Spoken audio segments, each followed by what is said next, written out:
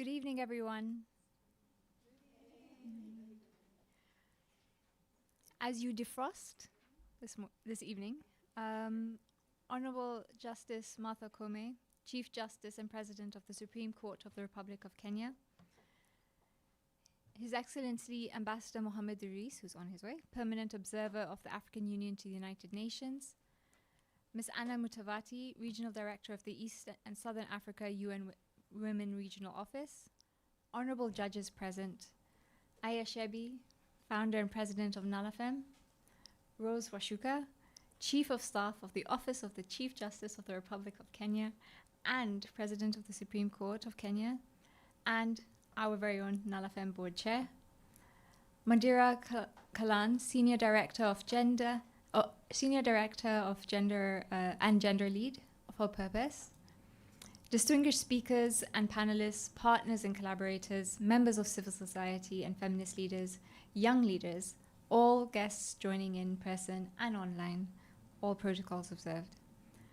Welcome to Women Lead Justice, from Declaration to Action for African Women and Girls. My name is Sayeda Reem Hussein, Project and Advocacy Director at NALAFEM, and I will be your host for these next 2 hours. We are happy to hold this space as a platform for action, solidarity, and celebration. NALAFEM is a Pan-African multi-generational collective advancing African women's political leadership by shifting the power of convening, funding, and politics to young feminists. And at the heart of all that we do is the demand of justice. As we step into this conversation, we do so at a moment when justice feels more elusive than ever. For many of us, decades of conditioning have quietly taught us that justice is not universal, that it has a postcode, a race, a gender, and if you do not fit into that profile of who justice was designed to serve, then you are expected to learn how to live with being dehumanized, as if it's simply how the world works. But moments like this invite us to question that script, that reality that the priority theme of justice that comes this year at CSW is 70 years in the making, is not insignificant. It arrives at a time when the world is asking deeper questions about power, belonging, and whose humanity is recognized within our systems. Because justice is not only about laws or courts, it's about how we have been taught to see the world and ourselves. It's about the systems we build, the processes we prioritize, and the ones we leave behind. And if there is one uncomfortable truth, it is this. Change often happens when the very seats and geographies of power that have historically excluded so many, which is why today matters. Today we are joined by women who are not waiting for justice to arrive. They are shaping it. Women who are leading within these spaces and geographies of power, challenging how justice operates, questioning who it serves, and reimagining what it could look like. They are doing this in the courtrooms, in communities, and increasingly in digital spaces. But before we jump into this very important conversation today, a few housekeeping notes. So bathrooms can be found through this door on to your left. Emergency exits are marked with red. And this is meant to be a brave space, an inclusive space for all participants. So any harassment or hate speech of any kind will not be tolerated, and those that do not abide would be kindly asked to exit the space. We do have a safeguarding person this evening, Sylvia Washira. Sylvia, if you could just wave your hand. Sylvia's at the back. So please, if you see anything, experience anything, please don't hesitate to approach Sylvia. She's there for your well-being. We had the Power of the Vagina exhibition with us, and we were very excited to bring it to New York this CSW, but alas, luggage was delayed on my direct flight to New York, so we have no exhibition, and I had no clothes. So the Power of Feminist Solidarity, the outfit brought to you today, is brought to you by sisters at CSW. So even though we cannot count on my national carrier, we can count on feminist sisterhood. It is Ramadan, and noting that a few of us are fasting, there will be light refreshments and drinks served after, and we hope to end before iftar. As we move into this conversation, do take those photos, those videos, share on social media, and please do tag us. There will be a short feedback survey at the end of the event, and it will only take you 1 minute, so please do fill it in. I will send it to you after the event as well by email, so if you don't get a chance after the event, please do share with us your feedback. All the feedback always goes into allowing us to learn how to hold space for you better, in a way that allows you to have these conversations that really do matter. It is now my esteemed pleasure to welcome my sister and inspiration, founder and president of NALFM, to give the welcoming address. Aya.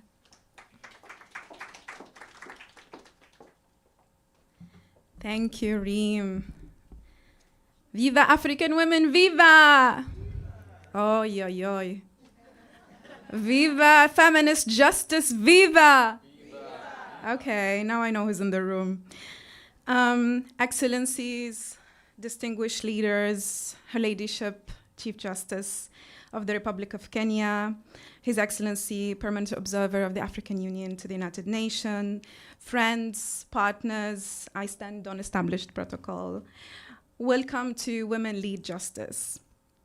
Before I begin, I want to acknowledge those who made this possible. First, we are honored to have with us the Chief Justice of Kenya, Her Ladyship Honorable Martha Koome. Your presence in this room is in itself a testament that the highest seat of justice on our continent is here in the feminist movement. This is exactly what we are fighting for, institutions that show up for African women and girls, so we thank you.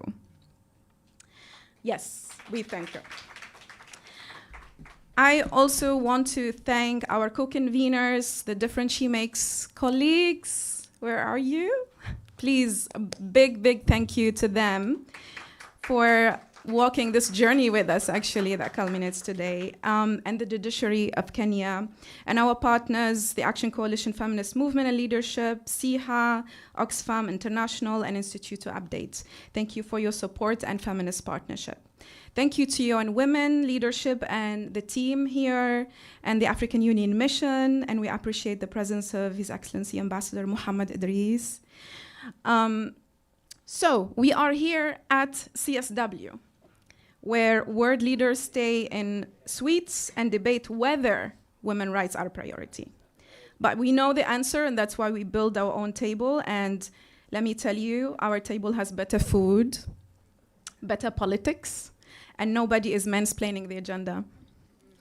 Over the past year, together with the difference She Makes, we convened over 500 feminists across the continent, across 4 generations, 35 African countries and diaspora. We built a shared agenda for justice, and that process produced the declaration you have with the QR codes, which had 8 demands.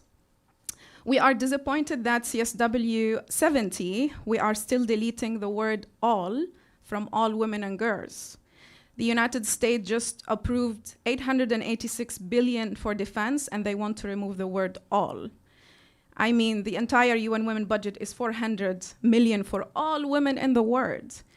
The same government sending weapons to conflict when our sisters in Sudan, in DRC, and Cameroon are being raped as a war strategy. Those same government flew business class to New York to negotiate against sexual and reproductive rights. They found budget for bombs. They cannot find budget for legal aid. There is always money for war. There is not money for justice. And then we sit in meetings and they lecture us on process and consensus. We know it's not a resource crisis. It's a leadership crisis. Because we know it's possible. We have exemplary leadership here. The Chief Justice of Kenya, 1 year into her assignment, rolled out until today 13 specialized sexual and gender-based violence courts. The examples exist, but women still chronically underrepresented in law and in leadership. We keep being told the pipeline is problem. There is no pipeline problem. We have at NALFM 50,000 young women ready to go into political leadership today and already trained through NALFM Academy. There is a gatekeeping problem. The pipeline is full of women, but the gate is locked. And I look at this room and I see the scale of power we have assembled to confront it and open the door. Today at NALFM, we also are launching the publication on countering technology-facilitated gender-based violence in Tunisia, protecting women in politics online. You also have on the back of the declaration the QR code. We've been working on this research the last couple of months. 89% of women surveyed reported digital violence. The violence is not random, it's gendered, it's sexualized, and it's racialized. Women are called whores, cows, goats, told to go back to the kitchen and get married. Ghofran Binous is a black feminist and former electoral candidate, said usually they expect black Tunisians to be dancers or sport people, not intellectuals, especially not women speaking intellectually. And the trust in the justice system is minimal. Only 31% report online violence. The rest think it would not matter, it would not make a difference. The research shows Facebook as a primary site of harm. Abuse content gets undetected, feminist expression get restricted, and Tunisian feminists call it digital colonialism. A platform worth $1 trillion, Facebook, cannot moderate Tunisian Arabic, but somehow they found the budget for a metaverse nobody asked for. Women political leaders who speak up online are prosecuted. The result is women withdraw from politics, they delete their accounts, they leave electoral races, and democratic representation shrink. In fact, I'm in self-exile in Kenya because I cannot speak on black migration in my country. So all of us involved in this research or writing it remain anonymous. That's how critical the situation has become. The research provides recommendations for Tunisian government, for African Union, and other stakeholders. The publication is now available, and you have the QR code, and we're looking for partners to research other regions on the continent and culminate in a proposal to the African Union for a continental protocol on technology-facilitated GBV against women in politics. I'm glad the African Union is here, and we can hand over this report. We are grateful for all of you for being here, recognizing a lot of sisters cannot make it to New York this year. I mean, every year, but especially this year. So welcome again to Women Leading Justice, and let's move from declaration to action.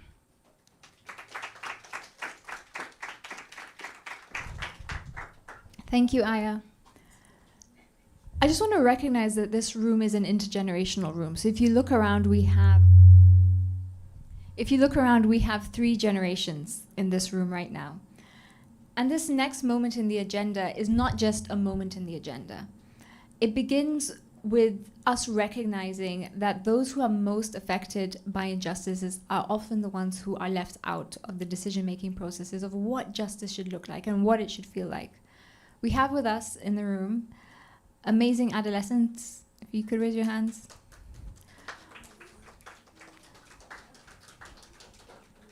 So in NALFM space, we own our ages, okay? We're not ashamed of them, okay? And we're gonna have an exercise later on at the end of the session, and I really want you to just sit with that. It's gonna take you an hour to get comfortable to where you are right now in terms of your age. Get comfortable with it, because we're gonna explore it more after the sessions.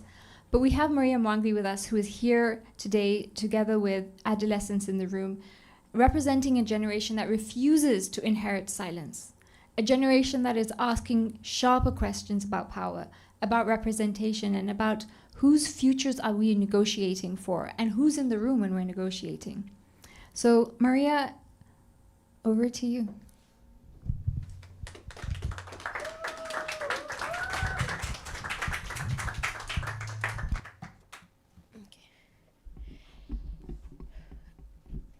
Your Excellency, Honorable Chief Justice Martha Koome, Aya Chebi, founder of NALFM, and all distinguishable guests, good evening. My name is Maria Mwangi. I am a student and adolescent leader at Gallup in Nairobi, Kenya. According to the 2022 research data, approximately 13% of girls in Kenya are married before the age of 18. The practice of exchanging girls for animals as a part of traditional marriage practices and arrangements is a serious violation of their rights and dignity.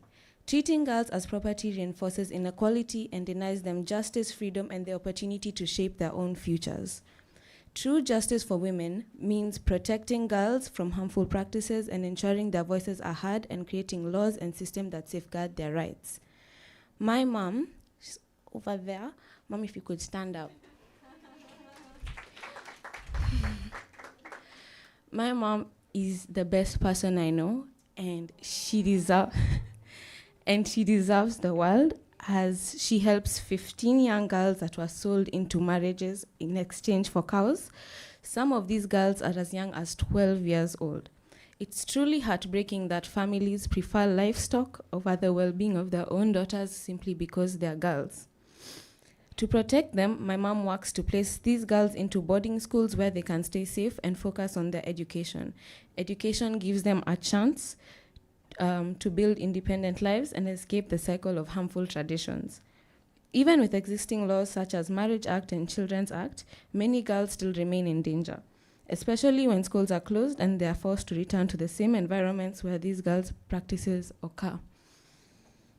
This raises the important question: how can we ensure these girls remain safe all the time? Ending these practices requires communities, leaders, and governments to work together by promoting education, promoting girls' rights, and challenging harmful traditions. We can create a future where every girl is respected, valued, and free to choose their own paths, but we can only do it together. I mean, what's the chance that we are all in this room together right now? So let's put our pens down and take action.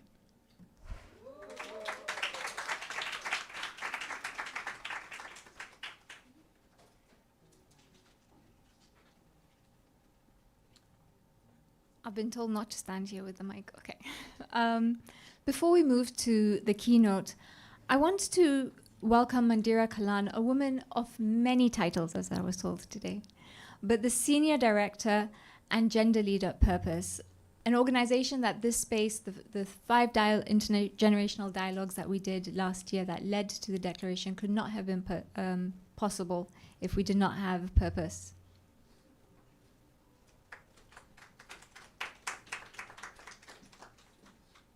Thank you so much. So many distinguished guests, welcome and thank you for being here. I realize that there is so much going on this week and it is really appreciated that you took the time to be with us this evening. I will be very quick. The last 2 years, and we say this over and over again, but the last 2 years have not been business as usual. They have been pivotal in the worst way possible. And while changing world orders and geopolitics are part of that, there's something different, more insidious, and much more dangerous that I think characterizes these 2 years.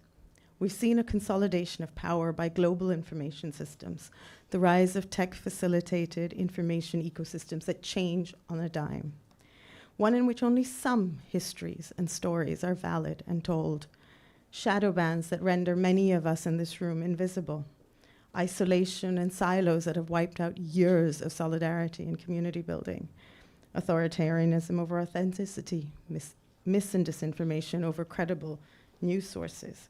And we've seen a rapid and comprehensive dismantling of gender equality and infrastructure and institutions. This is also reflected in the distance between lived experiences and the legal and formal and political systems that we all inhabit. The lived system is our experiences, the unwritten rules shaping the world today, the subtle movements, the microaggressions, the ripples that we all experience. And these are often very far off from where systems claim to be. And it is in that context that Purpose came together to start Difference She Makes. Difference She Makes is more than just a campaign, but a cultural shift to move beyond firsts, to move beyond a single woman leader, but really towards representation. And that representation is only the entry point, not the destination. The real question is what changes when women lead, not just who sits in the chair, but what the chair does and what institutions and justice look like in practice. Women leaders uphold progressive values, shifting barriers both quietly and also very often and very boldly, loudly, with a lot of dignity. Institutions and systems also need to change, and we need to focus on institutional reform, policies, practices, and culture. Our campaign is the first step towards a movement to drive that shift in women in leadership, not just opening the door for first, but keeping it open for every single woman who follows. And we use culture to organize ourselves to respond to that moment, turning information into meaning, resistance, readiness, isolated efforts into collective momentum. Narrative change and shifts is what brings all those pieces together. It's the power of storytelling. It's how we create cultural legitimacy, and that sets the stage for institutional change. It's about crafting the kind of story that we want to tell, inviting new allies, widening the social imagination of what could be possible. Because when we change the story, we change what everyone thinks is possible. Turning information into meaning, resistance into readiness, and isolated efforts into collective momentum. You cannot change the law without changing the stories we tell about the law. This room, the stories that we will tell, this room and the stories that we will tell today, a space for this dialogue, gives us hope. It gives us the tools. It gives us a space to re-strategize at a time when silence is being imposed, even at CSW. When we are being invisibilized, this room, hopefully, will dare to imagine what equality looks like in a world that normalizes hierarchy. Thank you.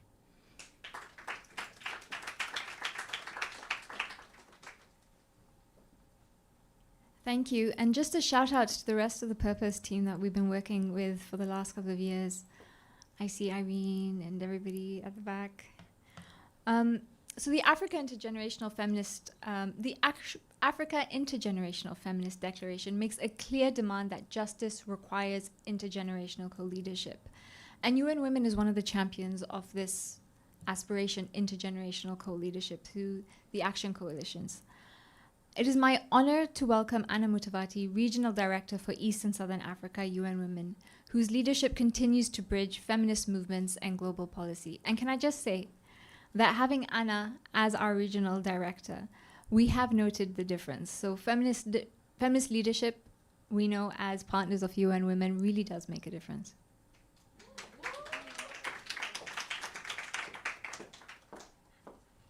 Thank you very much. What a lovely thing to say. We are because of you, right? Let me acknowledge the presence of Honorable Chief Justice Martha Koome. Always a pleasure to be in the same space as you and your team, and thank you for walking this journey with Nala Fem from the beginning until we are here and into posterity. I would also like to acknowledge Aya Chebi, founder and president of Nala Fem, His Excellency Mohamed Idris, permanent observer of the African Union to the United Nations, Excellencies, distinguished leaders from civil society, and our young speaker, Maria. You spoke really well. The future is in such good hands. And thank you, Mami, for everything that you are doing, raising the next generation of leaders. Not next generation, the current generation of leaders. Thank you so much. Representatives from member states, development partners, thank you for your support. Colleagues from the UN agencies and friends. It is an honor to join this intergenerational conversation on African women's leadership to drive for women and girls across the continent. On behalf of UN Women, I extend our congratulations to you, Nala Fem, the judiciary of Kenya, and the difference she makes for moving the CSW 70 Africa Intergenerational Feminist Declaration from an advocacy agenda into an action agenda. Intergenerational leadership remains one of Africa's untapped levers of change across all the sectors, with 60% of Africa's population under the age of 35.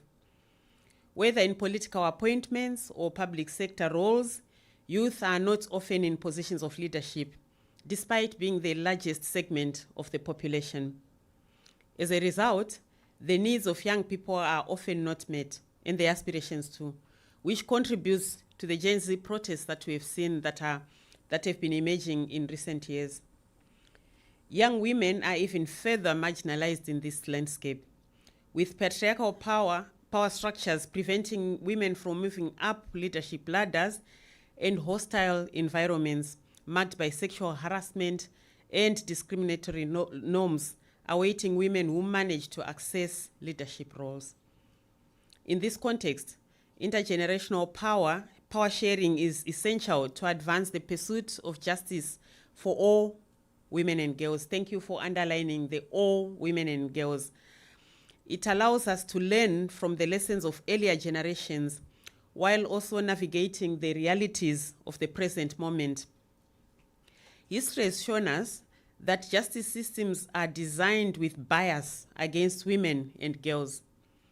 The UN Secretary General's 2026 report on access to justice found that women today enjoy only 2/3 of the rights that men do, with discriminatory laws and weak enforcement continuing to undermine their safety, their economic opportunities, and their autonomy. This is unacceptable, and I think that's what brings us here today, to strategize and turn this around so that we enjoy all of our legal rights across all ages for all women and girls on the same basis as men.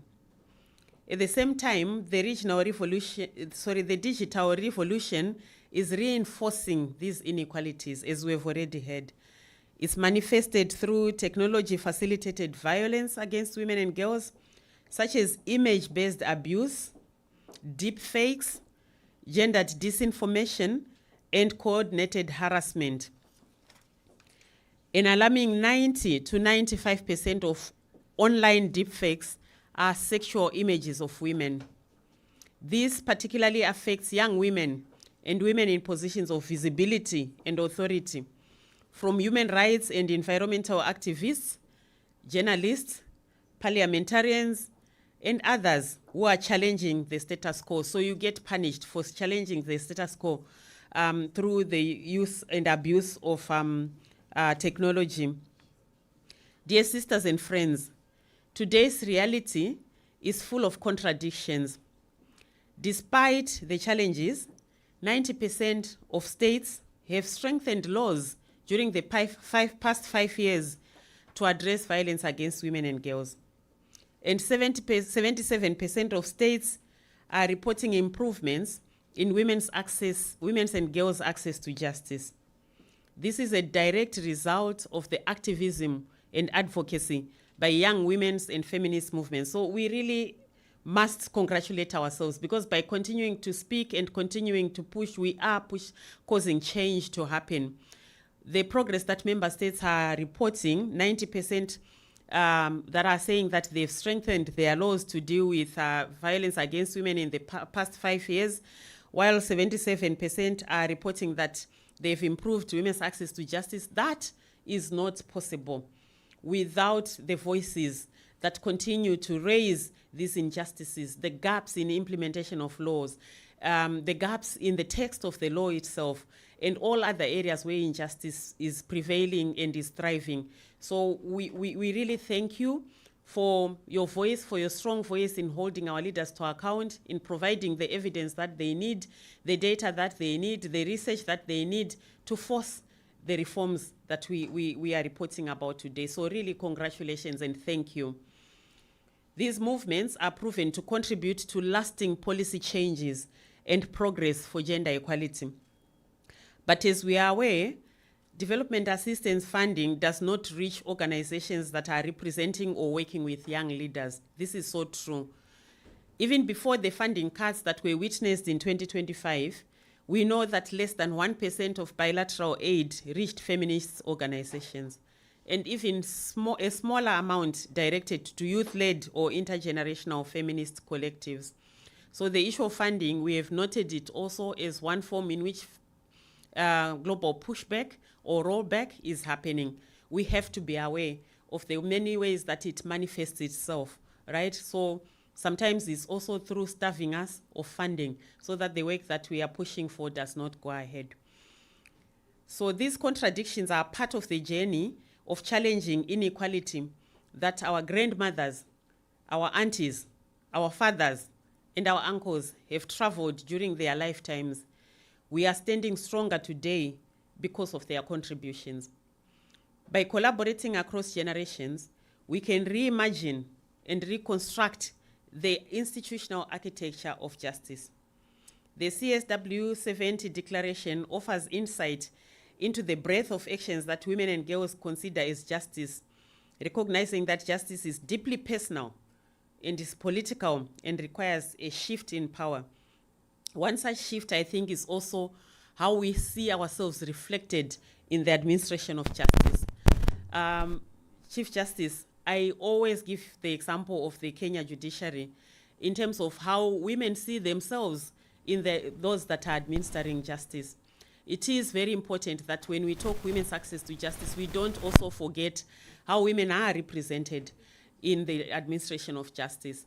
So in addition to the achievements by the Kenya judiciary in terms of establishing specialized courts for SGBV or for gender justice, the Kenya judiciary also stands out in terms of representation of women in all levels of the judiciary, including on chairing committees. I think that was still the case. So really, congratulations for continuing to push that we see ourselves. Young Maria sees herself also in those that are administering justice. And all of us see ourselves there because interpretation matters based on where someone is coming from. So thank you for leading the way. We need to continue to drive those efforts forward to ensure that we have more and more women in the administration of justice and in leadership positions within the justice system. So as I end, I encourage all of us to use the declaration that was the CSW 70 declaration as a tool for supporting member states to take forward the recommendations that are embedded in the CSW agreed conclusions. So let's take that back home and use that to guide our advocacy, to guide for more accountability, to guide for the change, to guide our demands for the change that we want.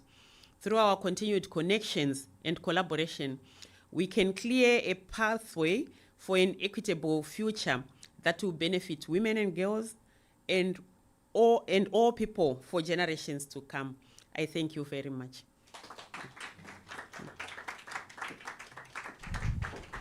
Thank you, Ms. Mutavati.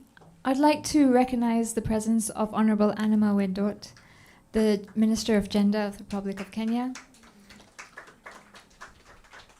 and Principal Secretary for Gender, Honorable Anne Wangombe. Thank you for me. Take a moment and look at where you are right now. Look around the room. No, not at the people next to you. Look around the room, at the actual room.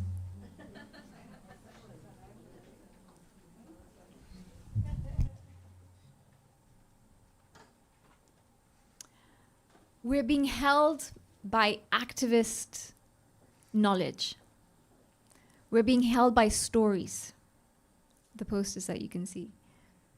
We're being held by poetry and art. And there is power in art to express our rawest emotions, to cut through formality and speak truth to where it needs to touch people's hearts. We hold space for artists as part of our ecosystem at NalaFem, and we do this through the I Am Nala Spotlight moments. To deliver our first Spotlight moment, I'd like to welcome Muna Abdul Wahab, Sudanese poet based in New York, to deliver her poetry that she has composed just for this event. Muna?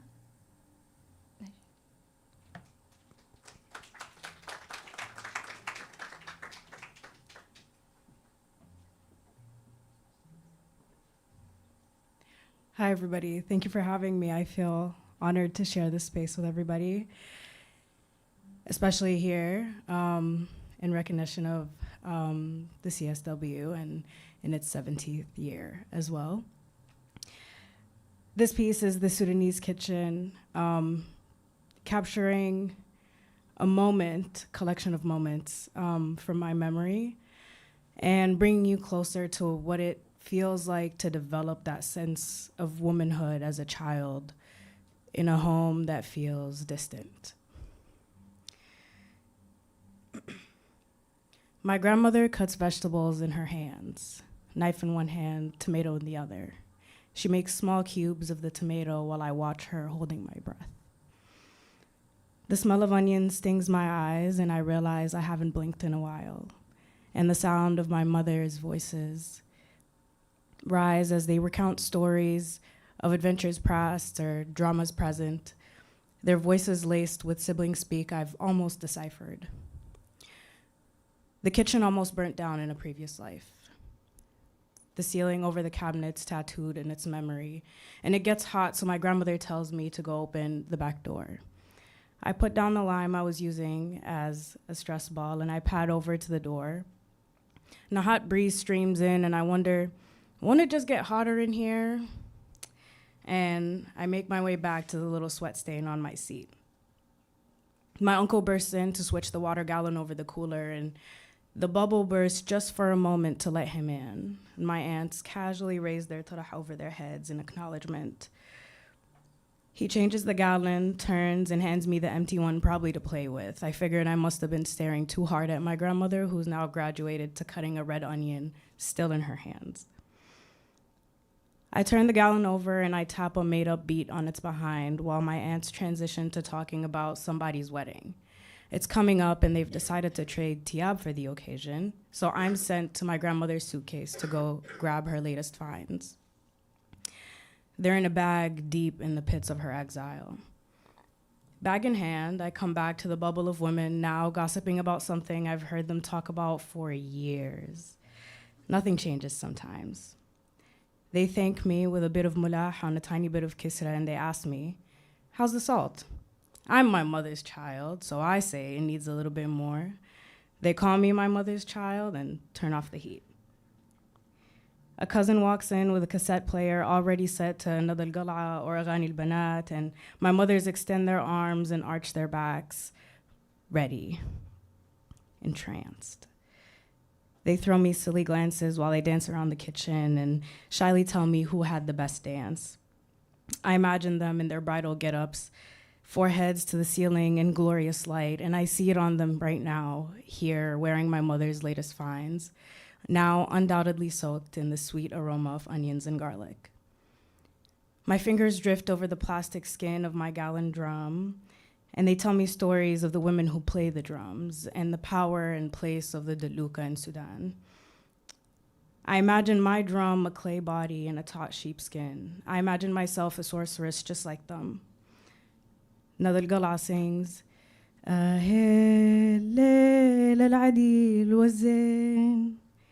and my mothers assume their stances. I swear, there's something regal about the Sudanese woman.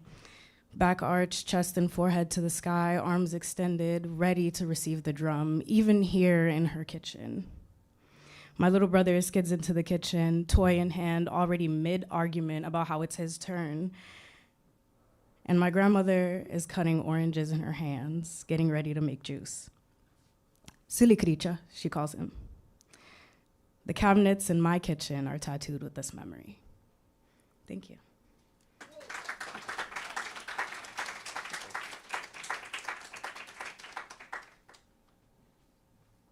Thank you so much, Mona. Unapologetic. Unapologetically leading. It is a great honor to welcome Honorable Justice Martha Koome, Chief Justice and President of the Supreme Court of Kenya. As the first woman to hold this position, Chief Justice Koome's leadership reflects the power of women who lead with conviction and open doors for those who follow, as well as the possibilities when women lead. We are honored to learn from your journey and your vision for women unapologetically leading justice. The floor is yours.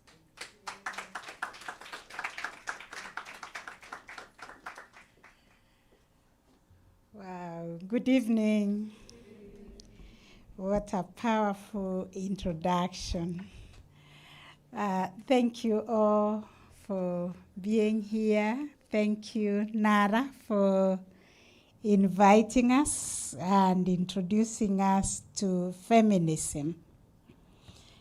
Thank you, our CS, Madam Anna Cheptumo, and our peers, and all the great people, our youth. I'm so proud of you. You found your way to New York. At your age, you had not even gone to Nairobi. So you are going to go places. I'm very, very proud of you. And thank you to all the speakers who have spoken. My friend Anna Mutabati, thank you for always supporting women. Keep it up. Yes, what a great evening.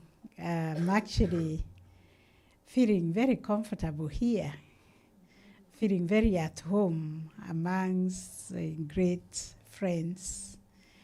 I see Dr. Joanne of AIWJ, International Association of Women Judges. Thank you for always supporting women judges, especially in very difficult circumstances. I'm also accompanied by my own chair of AIWJ Kenya, Justice Omondi. Thank you, all of you, for being here. What an honor to join you this evening. And I truly thank NARAFEM, UN Women, and all the partners for convening this dialogue on advancing justice for women and girls. No one will give us justice. I think we just have to grab it because it is our right. Yes? When I look at the oath of office that I took as the first woman Chief Justice of the Republic of Kenya, I was deeply aware that I was stepping into a position shaped by decades of struggle, courage, and resilience by women who refused to accept exclusion from leadership. I knew it is a place for me to exercise and practice courage. And recently I launched my memoir, my autobiography, which I titled Quoting Courage, because every day requires that we quote courage and walk with courage, walk with the faith, and walk with hope, and beyond being grounded that we belong. We belong, and we have no apologies for belonging. So my journey to that moment did not begin in the corridors of power. And by the way, I wear power very lightly. I wear it like this jacket. I remove it very many times. But when I wear it, sometimes I wear it like a hammer, and I step out in power. All right? Yes. So this journey, and I have to tell this because in the morning we were in another forum and we were being challenged to talk for the rural girl and the rural Kenya, and I said, these people don't know I am as rural as it can be.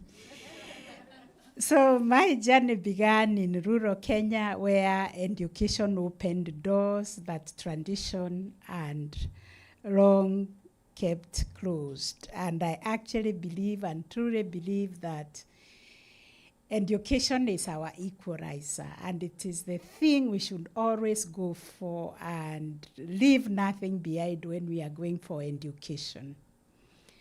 So as a young lawyer and later as a judge, I witnessed firsthand the barriers women face in accessing justice. I saw women that I admired and looked forward to becoming like them just become destitute by just a stroke, that they were thrown out of their matrimonial home from where they used to own a home with a swimming pool, with a sauna, to living in somebody's garage. I saw women who are being driven back left, having to find their ways in the Nairobi matatus and buses. And I saw myself in those women, because if I was aiming to be a top lawyer, then I could imagine also the reverse of going backwards so many years until you're confused, you don't know how to connect. So I saw women struggling to navigate legal systems that were very, very distant, expensive, and intimidating. Up to today, I do not think I would want to navigate a legal system myself, even if I'm the Chief Justice of the Republic of Kenya. I still think it is distant, it is expensive, and it is intimidating. This is the Chief Justice talking. So it is true. It is not easy. So we have to find a justice that makes sense for us, women, and communities. I also encountered survivors of sexual and gender-based violence seeking protection and accountability. And these victims made to apologize even for their perpetrators, being stigmatized, and being made to tell their story over and over again as if you are talking to a stone. So these experiences taught me an important lesson. Justice cannot simply exist in our statutes and in the courtrooms. Justice is a lived experience. Justice is a common good for all of us to own and to claim. And justice must be felt in everyday lives of the people we serve. All these declarations made by the UN in Sindo, in Beijing Platform for Action, in the Kenyan Constitution, which is so pragmatic and so robust in sparing the rights of people. Sometimes I look and I'm like, do we even understand what is there in the Constitution for us? Do we own it? Do we claim it? Do we live it?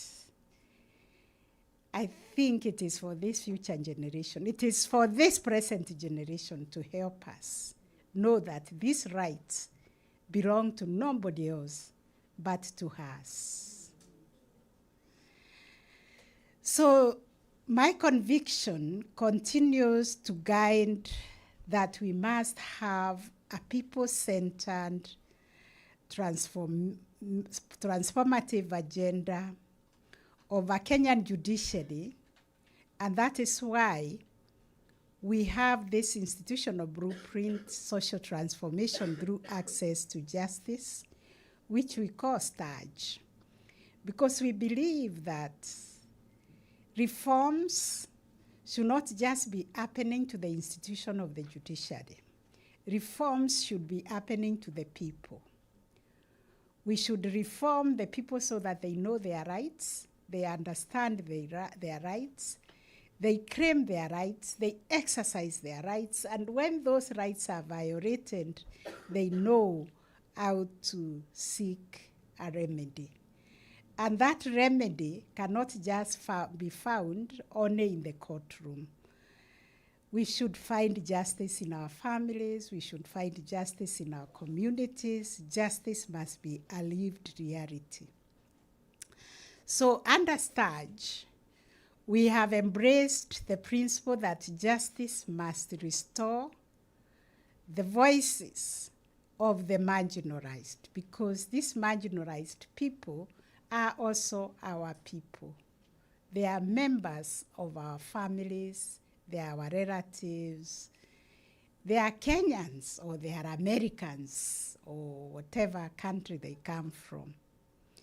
We need to restore their dignity, and especially the dignity of the vulnerable, and we must restore the hope to those who feel excluded from the promise of the law. I always wonder when everybody will feel like that law belongs to them and it is for them. But we have been isolated such that the law is for a certain class of people. The rest have got to struggle to find anything, even to find justice. One example of women reading justice unapologetically for me was the rollout of the gender justice courts within the Kenyan judiciary, an initiative that I really thank NARAFEM and UN Women who have been a critical part as our partners and collaborators.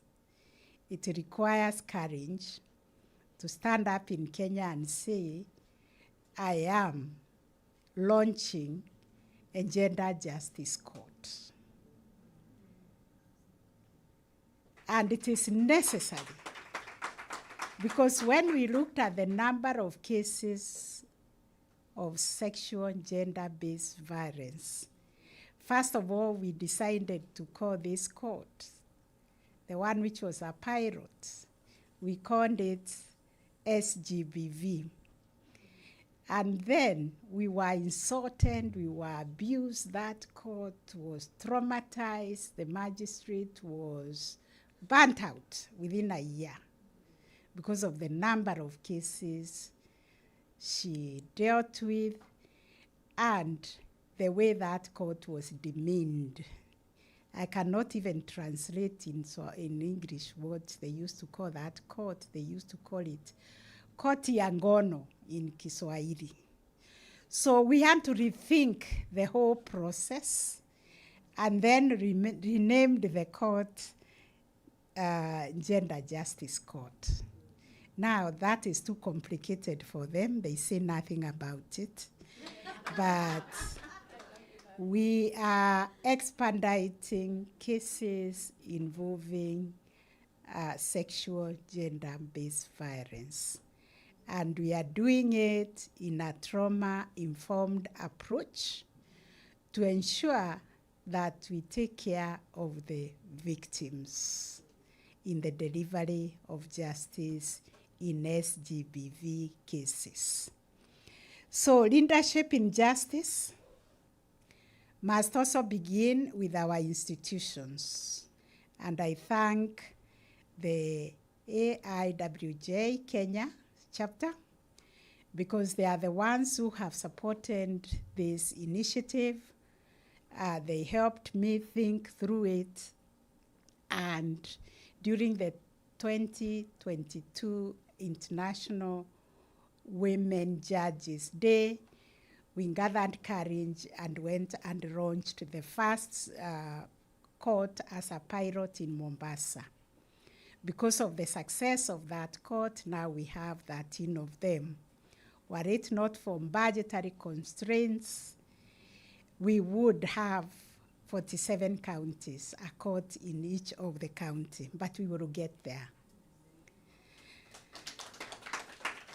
So on the 3rd of February this year, we launched 3 foundational policies: the sexual harassment policy, the gender mainstreaming policy, and the affirmative action policy. We launched 3 policies in the judiciary, which are meant to strengthen institutional accountability and advance equality within the judiciary.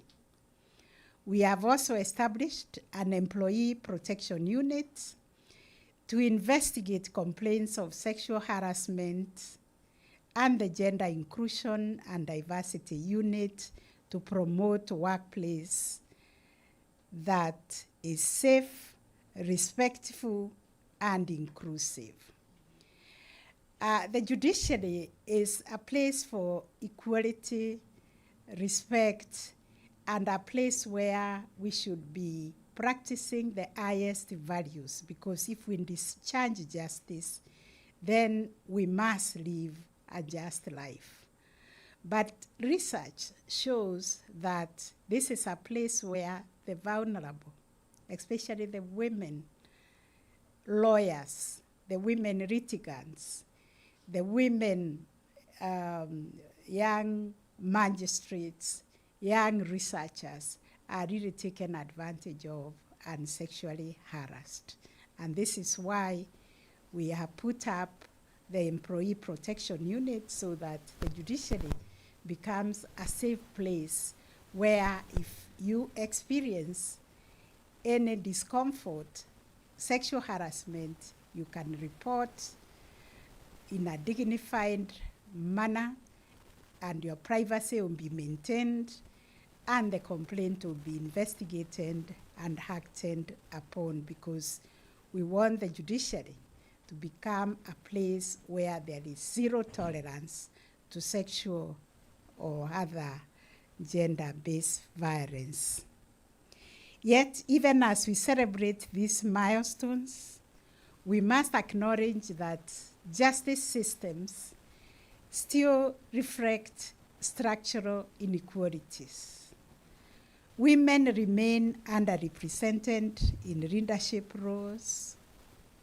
I was just talking to Kenyan leaders who are parliamentarians and senators, and our worry was whether we have not yet even gotten the 2/3 gender rule, especially in parliamentary representation, but we are already worried whether we will even get the numbers that we already have today, because the competition is becoming brutal.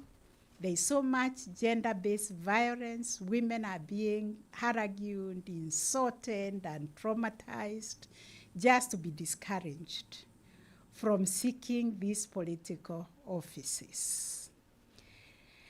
So we have to continue working so that we get women in positions of political leadership as well.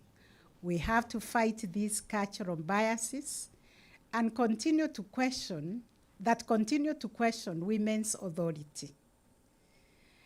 We must ensure the new forms of injustice, such as cyberbullying or other technologically facilitated gender-based violence that are emerging, are also confronted and done away with. For women leaders, we cannot be made to apologize for who we are. We cannot apologize for being lawyers, for being doctors, for being professionals, for being business people, for being successful.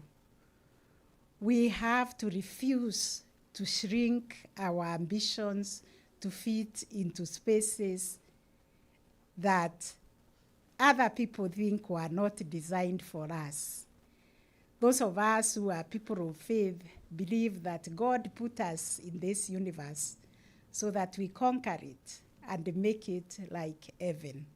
I think when God declared like that, he did not say it is only men who are going to conquer, thrive, and enjoy and make this earth as heaven. It is all of us.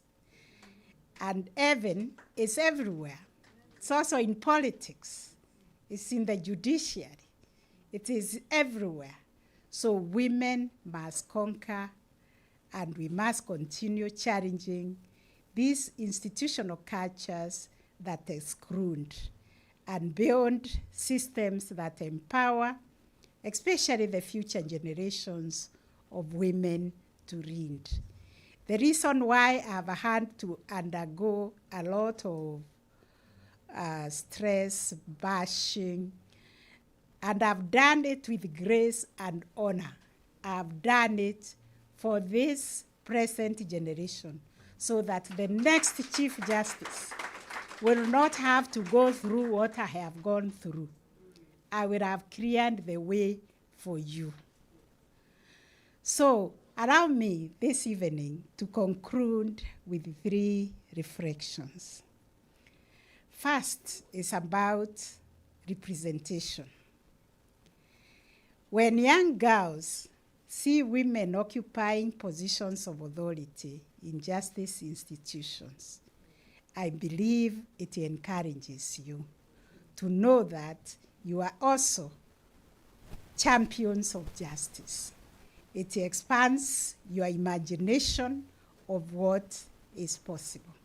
And this is why I struggled amongst the many roles that I have to perform to finish writing my book, my autobiography, so that I could tell my story, so that this present generation can read and trace my story from the rural area, from Kamokarave Range, from Keviove Range, to the first Chief Justice of the Republic of Kenya. So the second reflection that I'm going to talk about is about mentorship. We have a duty to mentor this present generation. We have a duty to completely pass the baton to them unapologetically and invite them to come and walk with us this journey.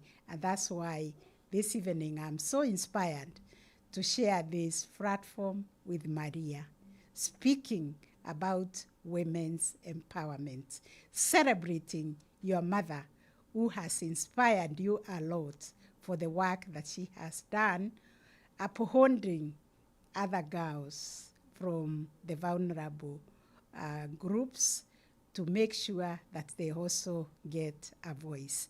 So let us keep up the mentorship. Let us all ask ourselves who we are mentoring. The third reflection is about institutional courage. Justice systems must be willing to reform themselves so that justice becomes truly accessible to all.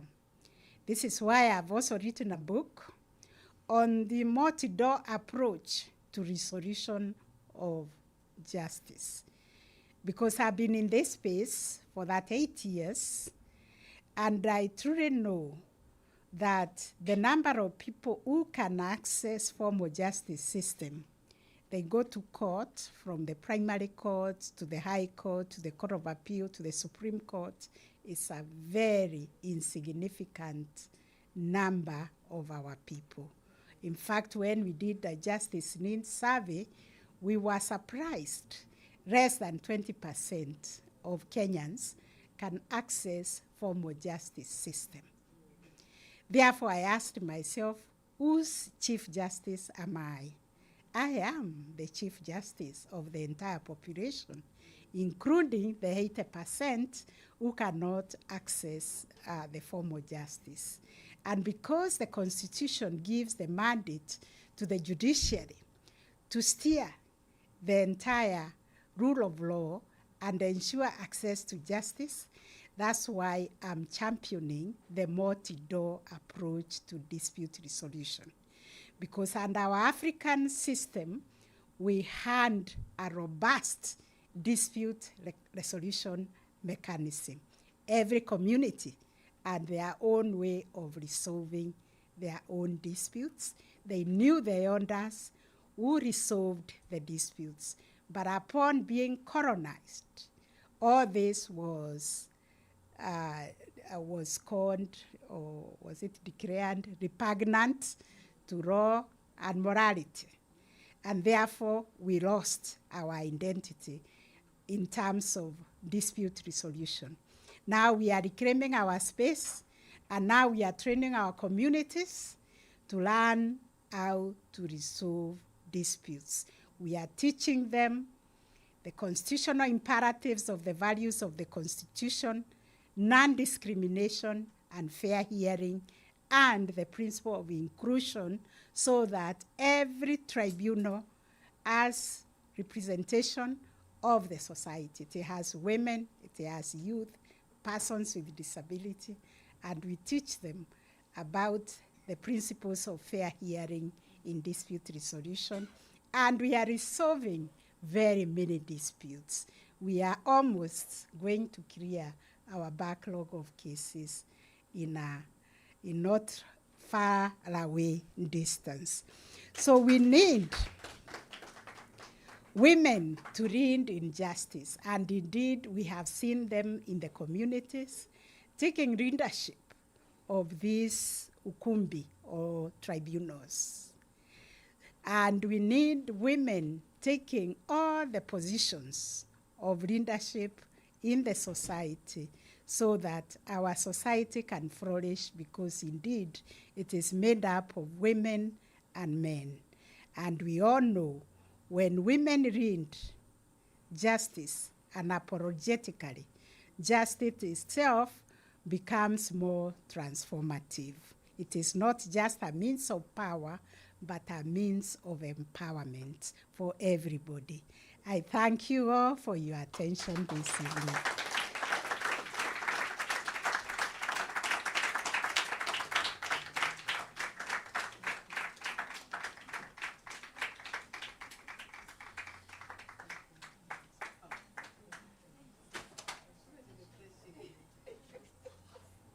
So I'm sure for all of us on the continent, the jet lag is now starting to seep through, yeah? So I'm going to get you to move, but not the way people get. I'm not going to make you exercise, right? We're going to take some photos, all right? But we want to do it in an orderly manner because we want to take a group photo and we're a full room. So I'm going to move. I'm going to give you instructions and then we're going to follow them, okay? So we're not screaming over each other. We have the cameraman over there, okay? So the rule is when we actually come, if you can't see the lens can't see you, okay? First rule, okay? Second rule, second thing, I'm going to move this podium and we're going to move the mic. And I will invite first, we're all going to be in the photo, okay? But just so that there's order, if Honorable Chief Justice, Minister of Gender, PS, and Ambassador, if you would then come up, and then we will then organize everybody. We can do like row by row, because we go all the way to the back, okay? So we'll do row by row. So once the first row, just like in a flight, okay? Once the first row is on, next row, all right? And then we'll organize everybody so we'll all end up being in the photo. We are all going to be in the photo, if you would like, okay? So if you don't want to be in the photo, don't come up, all right? Okay. So I'm moving the podium, I'm moving the mic, and then we'll invite the Chief Justice. And remember, camera is there. You can't see the lens can't see you. Okay.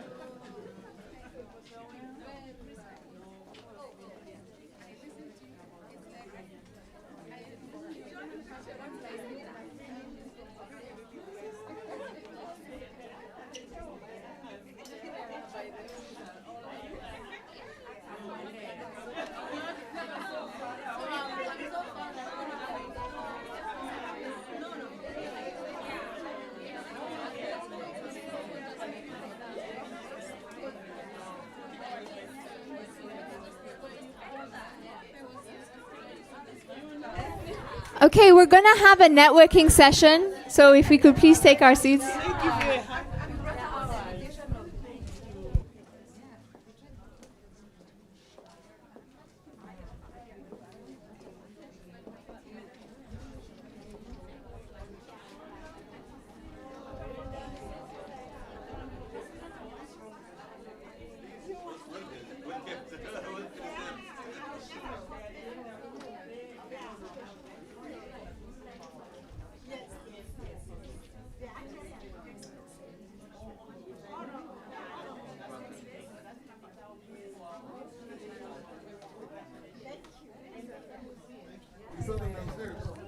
So we're going to have a networking session. If we could please take our seats.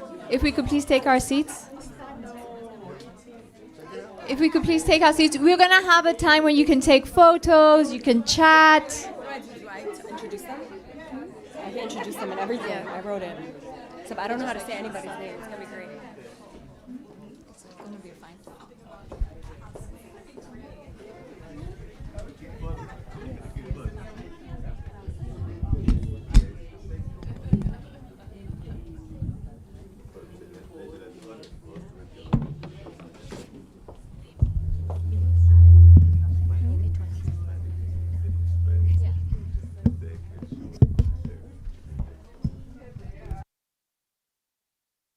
So we're not done. We've got a few fireside chats. So fireside chats are fast-paced. Okay, so we'll be out of here soon into eating and networking and taking the photos that I know everybody wants to take.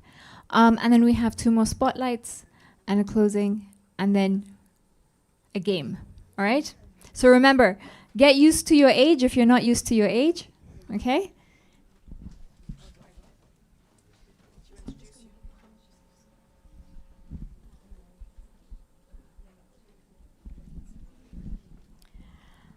So I now welcome our first fireside chat, Women Leading Justice from Courtrooms to Community Impact. This conversation will explore what leadership in justice truly looks like for women shaping institutions today. Moderating this session is Rana Abdul Hamid. So I heard a lot of people over the last few days being like, oh, we really want to meet Mamdani, we really want to meet the mayor. But you get to meet the mayor of Queens today. Rana Abdul Hamid is the founder and executive director of Malika and a Nalafem champion, known as the Mayor of Queens. So not the Mayor of Queens yet. I don't know if jurisdictionally you can do that, but not yet, but soon. Rana is a lifelong organizer whose work centers survivors of gender and hate-based violence, builds community power, and creates spaces of care, safety, and justice across New York City. One of the themes of today is solidarity, and I think a lot of us have seen what's happening in the US and are wondering on the African continent, how do we support people in the US, and how do we work closely with feminists in New York, especially when it comes to CSW? I think those are voices that we don't see. So over to you, Rana. I appreciate the support, really, truly, as an American citizen. We need all the support. So please liberate us, help us from what we are going through. So my name is Rana Abdul Hamid. I'm a community organizer born and raised here in Astoria, Queens. And in this moment as an organizer, I find myself, especially under this current administration, I find myself asking a lot of questions about the law.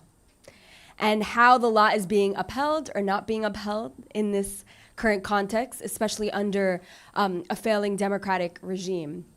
And so today we have a very important and powerful fireside conversation that will be very powerful because it will be very quick. We have two really incredible speakers who will be joining me right now. So the first speaker that we have is Rose Wachuka, who actually serves as the Chief of Staff in the Office of the Chief Justice and the President of the Supreme Court of Kenya. Yeah, please give her all the love and welcome. She's also the board chair of Nala Femme, working at the heart of one of the most important institutions in any democracy, the judiciary. So please join me in welcoming Ms. Rose. Yes, of course. We also have with us Dr. Shola Mas-Bamimu, who is a lawyer, author, political commentator, and women's rights advocate whose work challenges systems of injustice and calls for bold, transformative leadership. Dr. Shola, please join us. Okay. So as I mentioned, we are living in this moment where many people feel that the law is being used actually in exploitative ways, or it's being ignored, or it's being selectively applied. And both of you are within the context of a legal system, legal process in your advocacy work, which is obviously very important and timely for our feminist movements globally. So I'm actually going to start with you, Rose. And what I want to know is what inspired you in your journey to come to this work, specifically from a legal standpoint? Okay, so I'm just going to make sure this is working. There was a very little drink that was brewing in Kenya in the 80s and 90s. Do you know what it is? It was a feminist movement. And some of the greatest champions of that movement are in this very room. And we celebrate them. So my inspiration was actually steeped in seeing, or stemmed from seeing Kenyan women fight for space, claim space, challenge laws, and challenge patriarchy. But I also thought about medicine as well, because my grandfather was a freedom fighter in the Kenya freedom movement. And I used to have a lot of conversations with him. And he said to me that there are two things in Kenya that can impoverish you. One is a healthcare crisis, and number two is a justice crisis. So as I went to university, I actually had the choice to study medicine or to study law. But the women who brewed the feminist movement in Kenya carried the day, because it is their courage that put that fire in my belly to continue this work. And I just happened to serve with one of the leaders of that movement, because it is because of they that we are. And I made a choice to support women leaders. So I don't chance upon supporting the Chief Justice, who happens to be a woman. It's my lifelong dream. But I actually, my conviction is to lead and to walk with women leaders very unapologetically. So if Kenya were to have a woman president, I'd be in State House supporting them or being them. Thank you so much. Thank you. And thank you for reminding us of the legacy of movements that have come before us, right? And that we are being able to do this work intergenerationally reminds us of how we're still continuing what has been done. Dr. Shola, thank you so much for being here. We're so honored to have you. I know that you talk a lot about how accountability and how justice is rooted in culture, as well as it being rooted in the structure of the law. So I want you to talk a little bit about what accountability for women and girls looks like for you, given that context. Thank you very much for having me here today. I've been absolutely inspired by everything I've heard. It kind of takes me back to, I was about to say, Nasema Kiswahili Kidogo. I lived in Tanzania for a little while, and that's the only sentence I came out with, which is bad. Multilingual queen. But it got me to places. So honored to be in your presence, absolutely. The way I see it, we're in a safe space, right? We can all be real and authentic. No one's going to start feeling fragile. Like, oh my gosh, she said something, because we are not there. Yes? The thing I believe in when we talk about accountability is understanding how justice should really work. I'm not talking about justice the way the law has set it out, because law is both structural and cultural, right? It's really at the heart of it, it's meant to reflect what the values of the society that it represents is. But we all know that's not really how it works at the end of the day. And to a large extent, our systems of, the systems that should give us accountability needs to be decolonized and de-patriarchalized. Does that make sense? We need to take the patriarchy out of it and colonization out of it. Because for the longest time, that has impeded our access to justice, and it has reshaped what justice should look like. So when I get mad, which I do quite often, and my husband tells me to please, in the name of God, at this rate, Shola, you can have hypertension. But when we get angry because the justice we expect and the accountability we expect for women and girls does not translate, because someone somewhere has created a bureaucracy that determines whose life is priority and whose experiences should should be addressed first. I don't have time for that. Because you and I can see immediately how the life lessons and the life experiences of women will end up taking second place. Especially when you bring class into it, when you bring race into it, when you bring LGBTQIA into it. All of these things that divide us are used to determine how and when we get justice. I don't have time for that. What does accountability look like?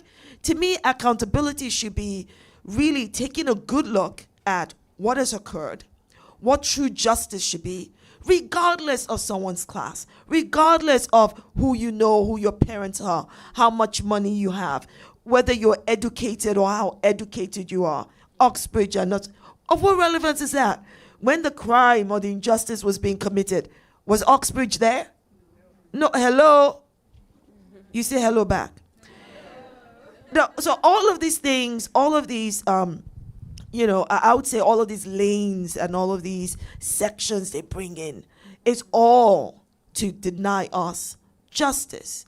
So I don't want to hear that little girl who's just experienced, gender-based violence, who's been sexually abused, who probably cannot speak about her experience because she doesn't have the language.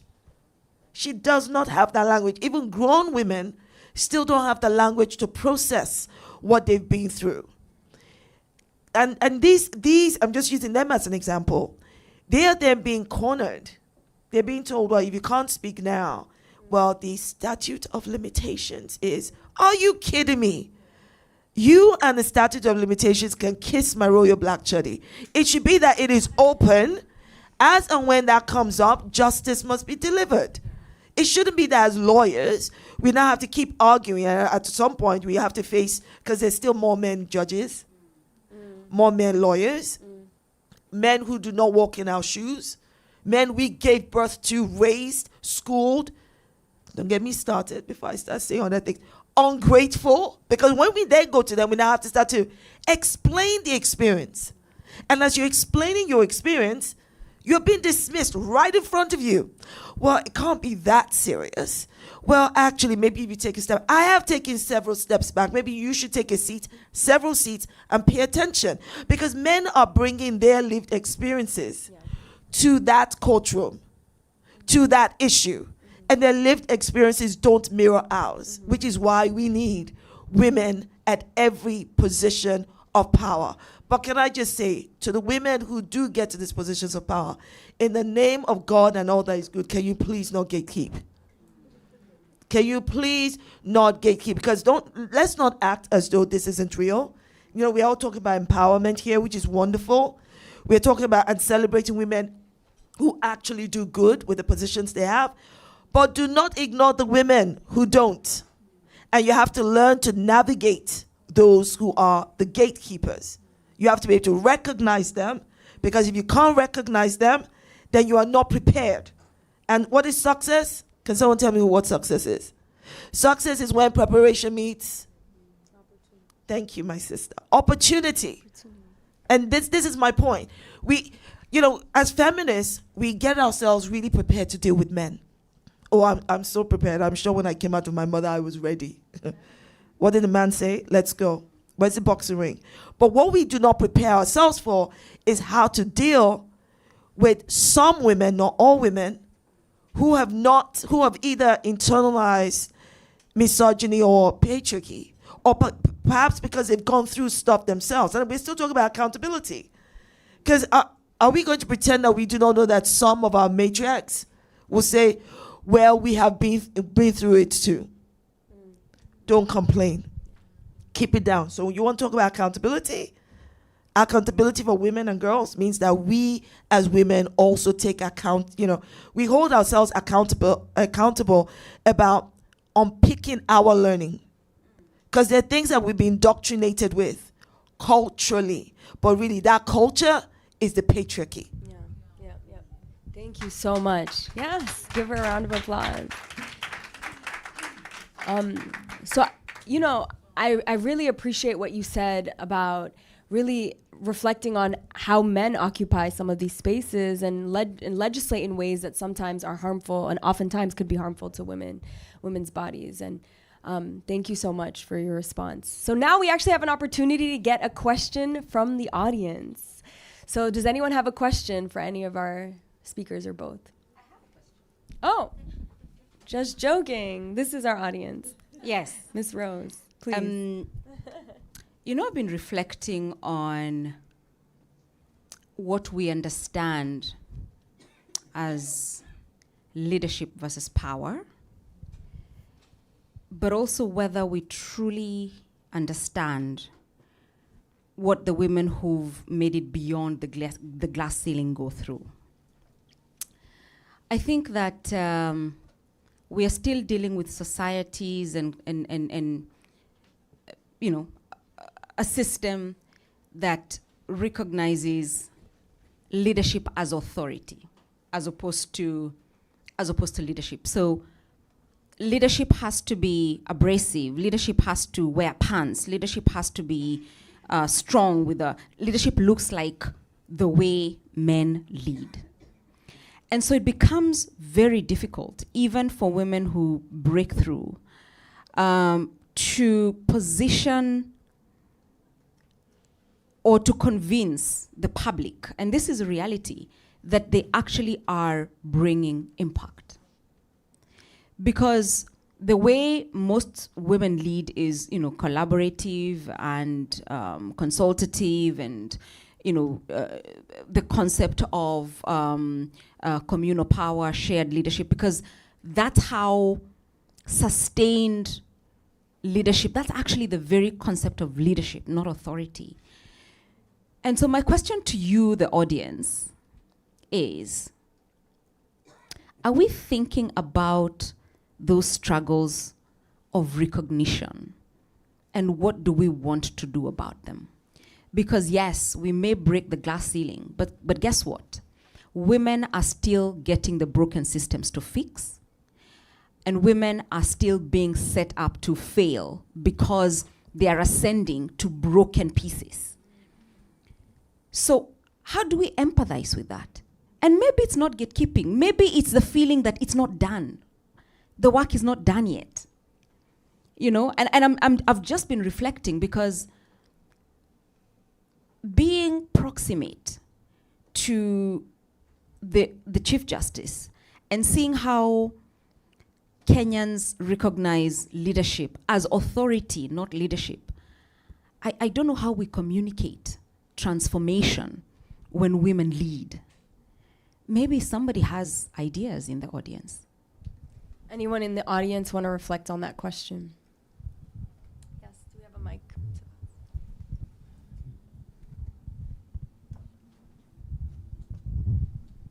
I hope Aman didn't say this quote, but I love it. Great minds think alike. And I think I resonate with what you have shared. My name is Sayo Stephanie. I am a lawyer.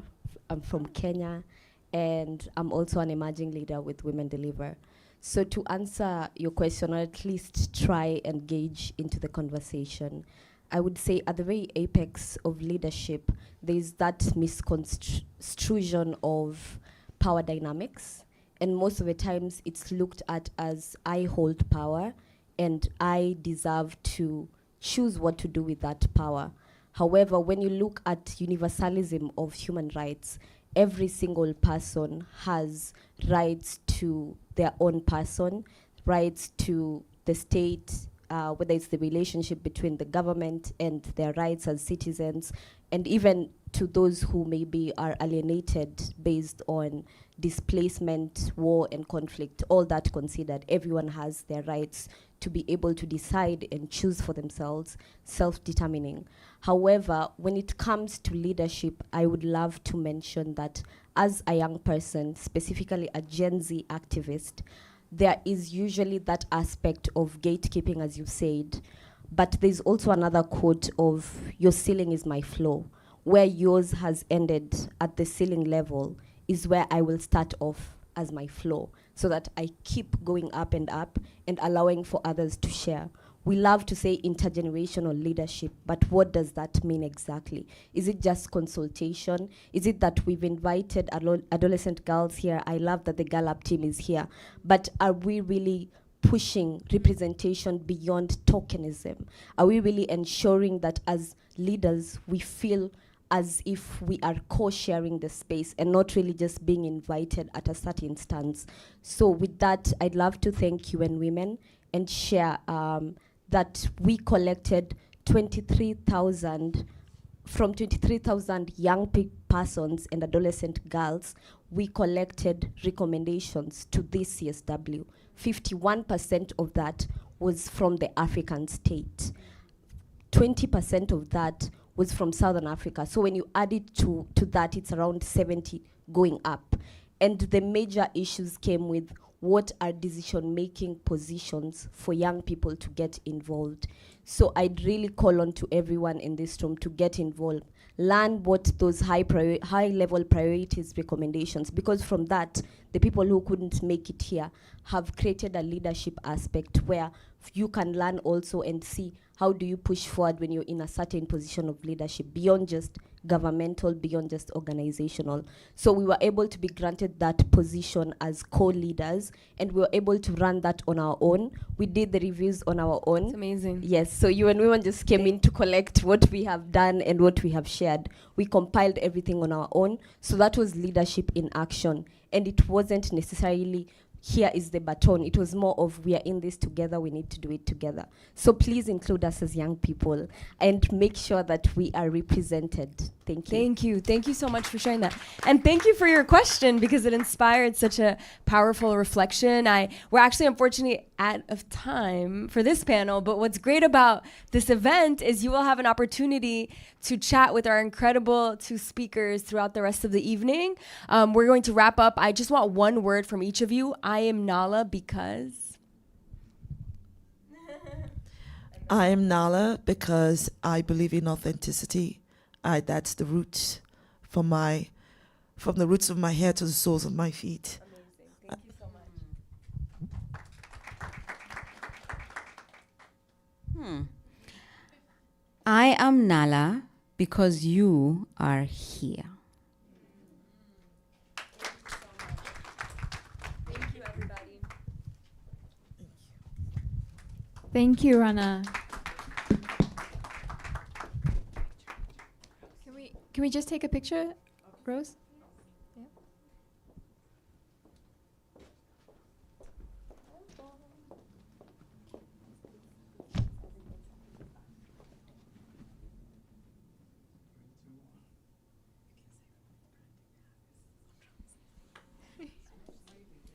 So Aya just whispered in my ear that the only branding that we have at this event is actually on Rose's dress.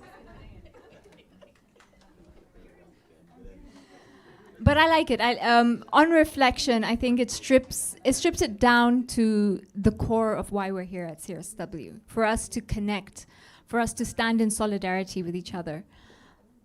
But as we sit here, we must recognize that in many countries right now, there are women who are living a nightmare.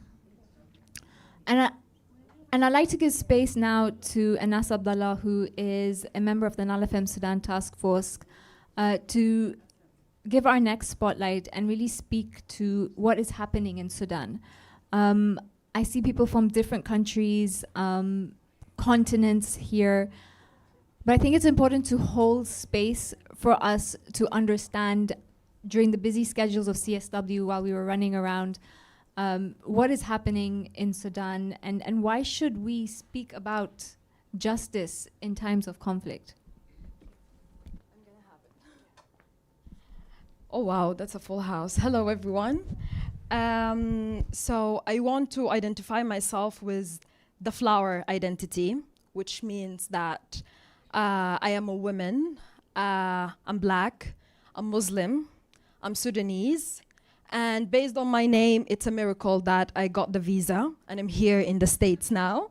So I want to recognize that, and I want to take advantage of this kind of shrinking spaces that try to make it very hard for women like us to stay.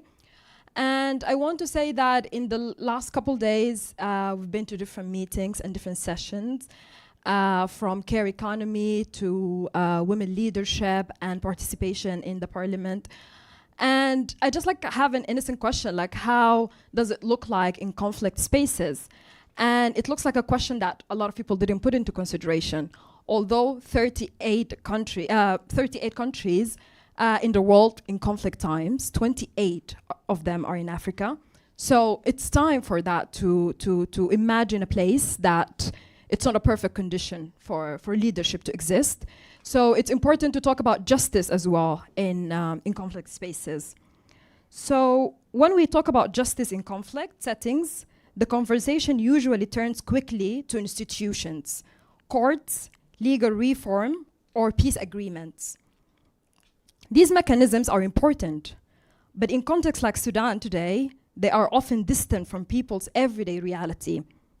Since April 2023, Sudan has experienced not only armed conflict, but a profound collapse of state institutions.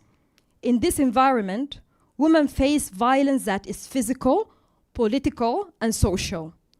Feminist organizations are delegitimized, underfunded, and frequently excluded from decision-making process.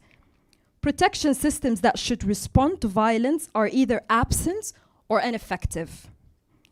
The result is not only insecurity here, it's a deeper condition of abandonment.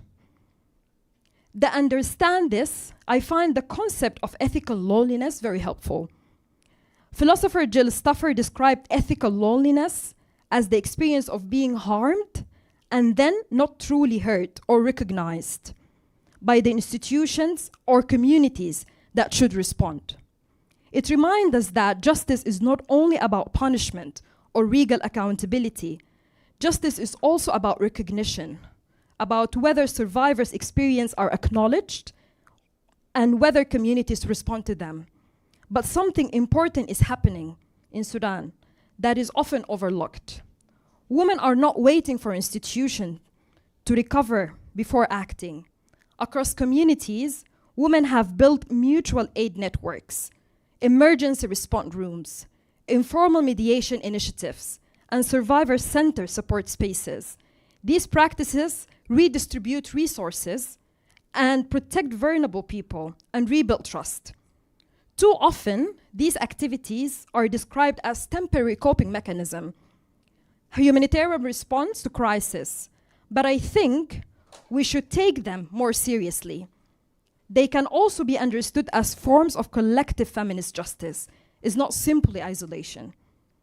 Across the country and in displacement context, Women's organizations are documenting sexual gender-based violence, supporting survivor, organizing humanitarian assistance, and sustaining local peace initiatives. They are building peace from forms of justice from the ground up, often in the absence of functioning national institutions. And yet, despite their central role, these initiatives remain chronically under-resourced, under-recognized, and frequently exclude from formal peace and political processes. Sudanese women are not absent from peace building. They are already doing the work of justice. The challenge lies in whether institutions, donors, international actors are prepared to support and sustain this work. What these practices show is that justice is not only something delivered from above by courts or governments, it can also emerge from communities themselves. So perhaps the question we should be asking is not only how to include women in institutions, but also how to recognize, support, and learn from the forms of justice women are already creating. This is why today's conversation matters. The question before us is not whether women are leading. The question is whether our systems are prepared to support them. And that question brings us directly to the next conversation. If ethical loneliness describes the experience of speaking without being heard, then resourcing justice is one of the ways we begin to close this gap. The chat on resourcing justice, how movements, money, and institutions align, invites us to consider how communities can be translated into meaningful support for the movement already shaping justice across the continent. Because ultimately, justice becomes real not when it's declared, but when it's resourced, sustained, and shared. Thank you.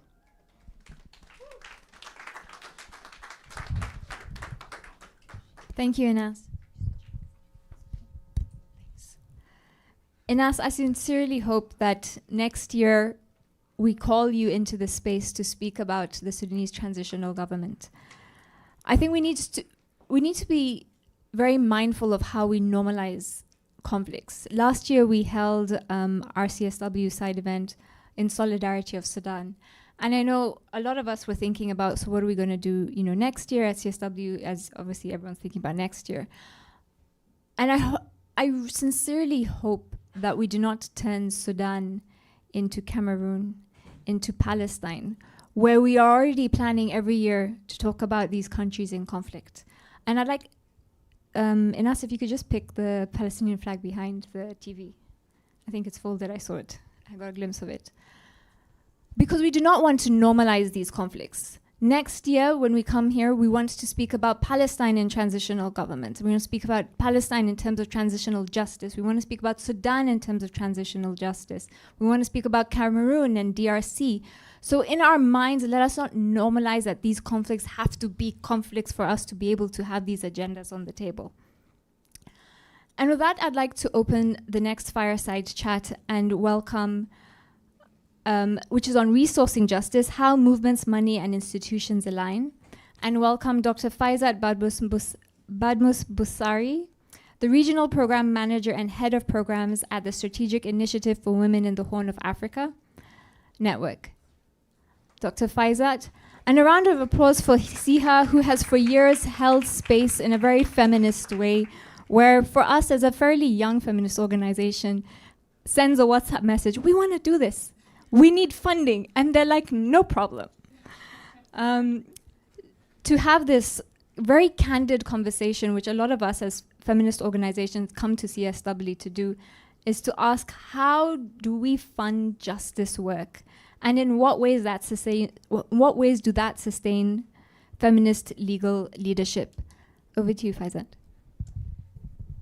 Thank you so much, Reem. Saida, Reem, yeah. Are you going to introduce the speakers or you want me to? Okay. Good afternoon again, everybody. And glad to be here and very honored to meet or to hear the great line of speakers that we had ahead. And I know that it's also getting very late. Can I use the bios? No, it's okay. Okay. So I'm just going to go ahead and invite our two speakers for today. We do have Doris King, who is the Director of Programs, Strategic Planning for Co-Impact. Round of applause, please. And then we have Mariam Danburama from Malala Fund.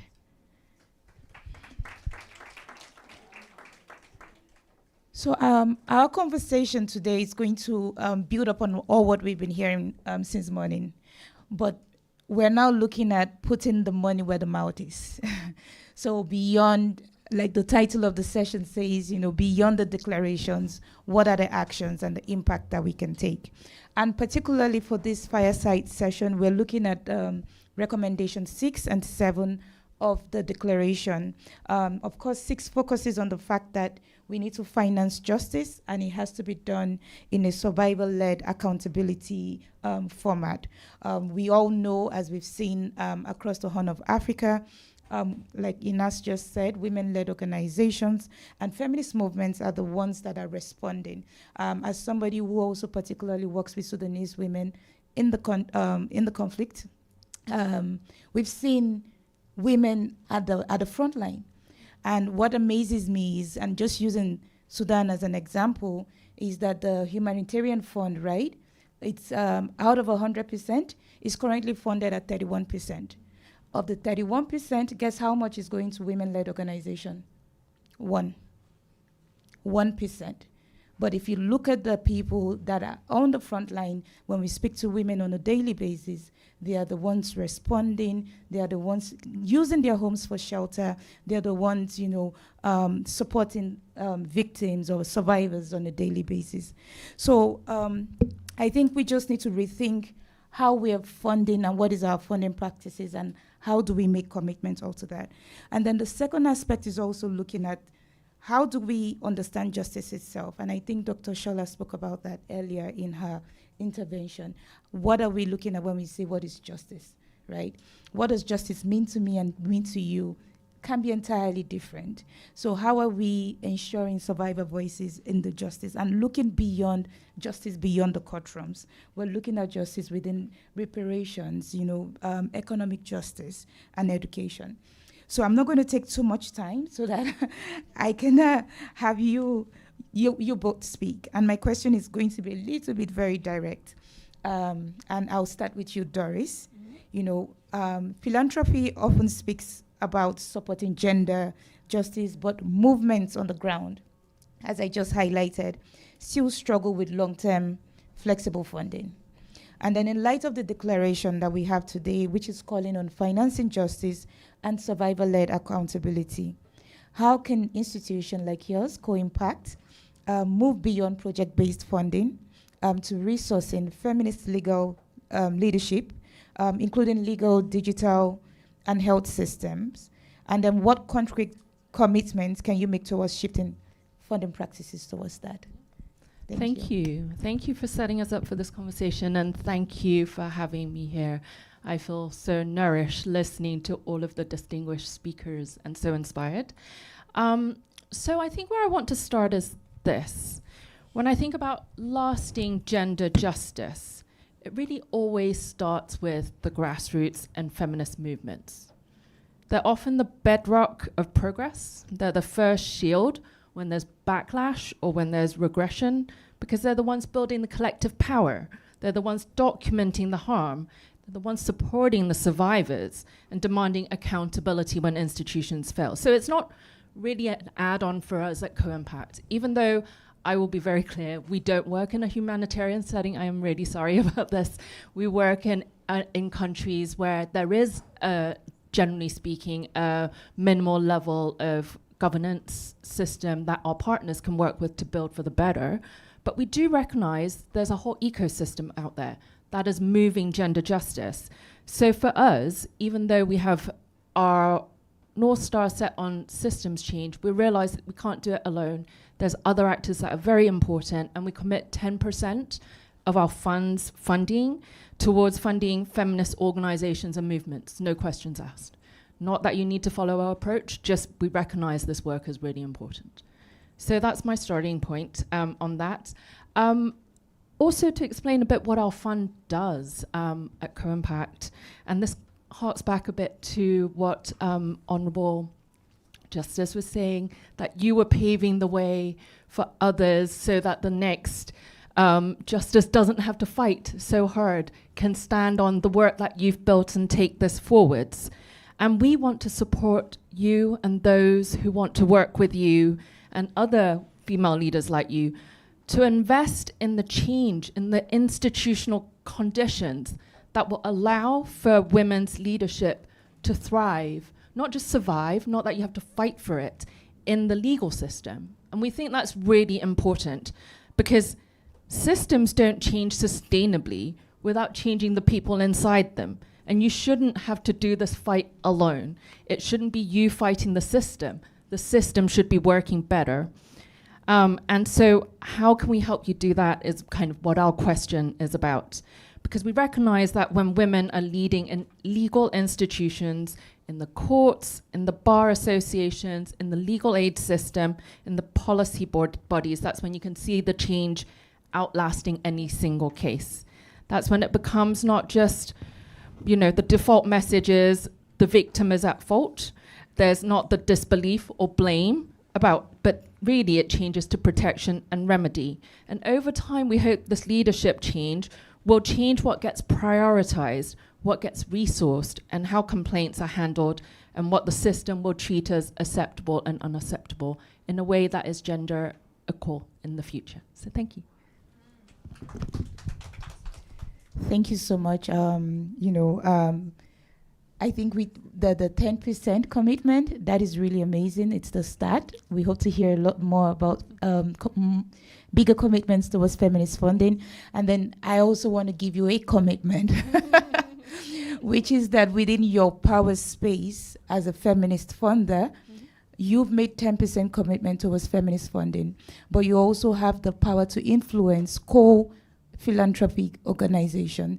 So how do you pass that message to other organizations or to other funders, to make such commitments? I'm making it on your behalf. Thank you. I'm going to turn to you now, Mariam. And Mariam is, I'm not sure I introduced you earlier, from Malala Fund. And thank you for being here. And then I know that you do work a lot on education. But we're also trying to see the link between education and justice. And of course, a lot of framing happens from, at the right age. So what I would like to hear, if you can speak a little bit about how global education and feminist funding actors, how can we ensure that feminist funding actors invest in girls' education, and how is it directly linked to long-term access to justice, economic participation, and protection from digital and structural gender-based violence? And then I'll ask you for your commitments later. All right, thank you so much. Thank you for having me. So for us at Malala Fund, we do believe that education is not just one piece of the justice puzzle. It is the foundation, but for that foundation to hold, we have to fund education for change. So we do know that the link between education and justice has to be intentional and not just assumed. And by funding girls' schooling without addressing the core factors that keep them out of school, such as poverty, early child marriage, insecurity, and a lack of safe infrastructure, also means that we are actually just building on quicksand. It's going to fall apart. So one of the ways that we do this is that we try to look at what we call gender-responsive financing, which means we ensure that every dollar invested reflects girls' actual lived realities, including their safety, their health, and their dignity. And we're seeing results come for this. So for instance, we know that in Nigeria, we have nearly about 5 million out-of-school adolescent girls, and 1 in 3 of those girls are married before 18. And when we now move to the Northwest and the Northeast, we are seeing that over half of these girls are married before they even reach adulthood. And that in itself, it's an injustice to these girls. So what we try to do at Malala Fund is that we are very intentional about how we fund. We made a commitment in our new 2025 to 2030 strategy that we were going to fund at least 20% women and young-led organizations. I am happy to say that in our previous cycle of grant making, we awarded 66% of our funding to women-led organizations. And because of that, we also do understand that when we're funding education and we center education, there are a lot of benefits, and the cost of acting is a lot more profitable than inaction, and we've seen that from multiple reports that are coming out. And so it's very important for us to also center local community actors. So ensuring and centering our local CSOs and acknowledging that they are the experts in the field and they're the ones who are driving the work. We also fund projects that are holistic, that take a multi-sectorial approach, because we do believe that the only way to actually make this lasting change is to adopt a systems change approach that is not top down but is bottom up. So that is what I would say on that. Thank you so much. Thank you so much. Okay, thank you so much. I think that's really amazing, and a lot of strategies shared there in terms of multi-sectoral approach, the bottom-up approach, and then also your commitment to 20%, but going beyond that and actually funding 66%. I think that is really great. I would ask you to do the same. Use your influence to, influence other donors and other philanthropic organizations to make the same kind of commitments. We're really out of time, but do we? Maybe if I'm not able to go to the audience, can I give them back for final words, or can I get one question? One round, that's it. Final words. Okay, so we'll go for final words then. No time. So if you could share.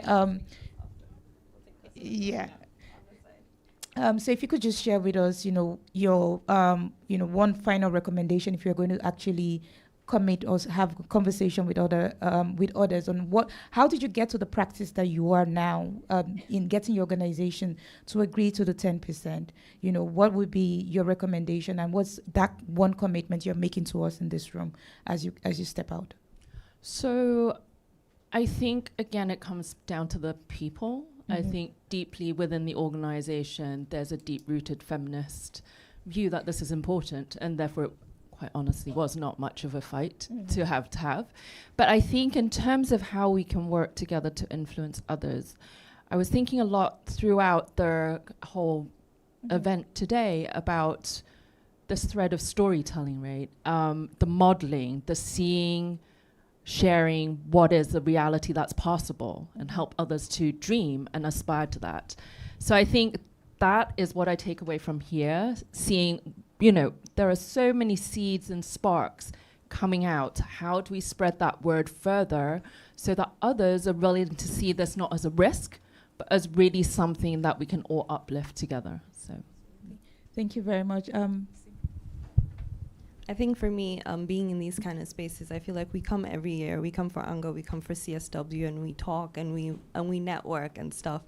But I think I had a meeting this morning that really just sort of reinforced the need for us to move beyond these spaces and start to create spaces for ourselves where we are creating peer learning amongst organizations, and we're learning from each other, and we're also adopting different things that we do feel are important in the space. So I think for me, that is what I would say should happen to get this work to continue. Thank you so much. I think for me, stepping out, I think as we leave this room, I just want us to also reflect on ourselves to say, what does it take for each one of us? So it doesn't also only lie on the funders, but also the policymakers, the movement leaders. What does it take for us to shift one decision that we control? In one way or the other, we have one control over something. So how can we use that to better resource justice for women and girls? Thank you so much to our speakers, and thank you so much to Nala for having us here. Thank you.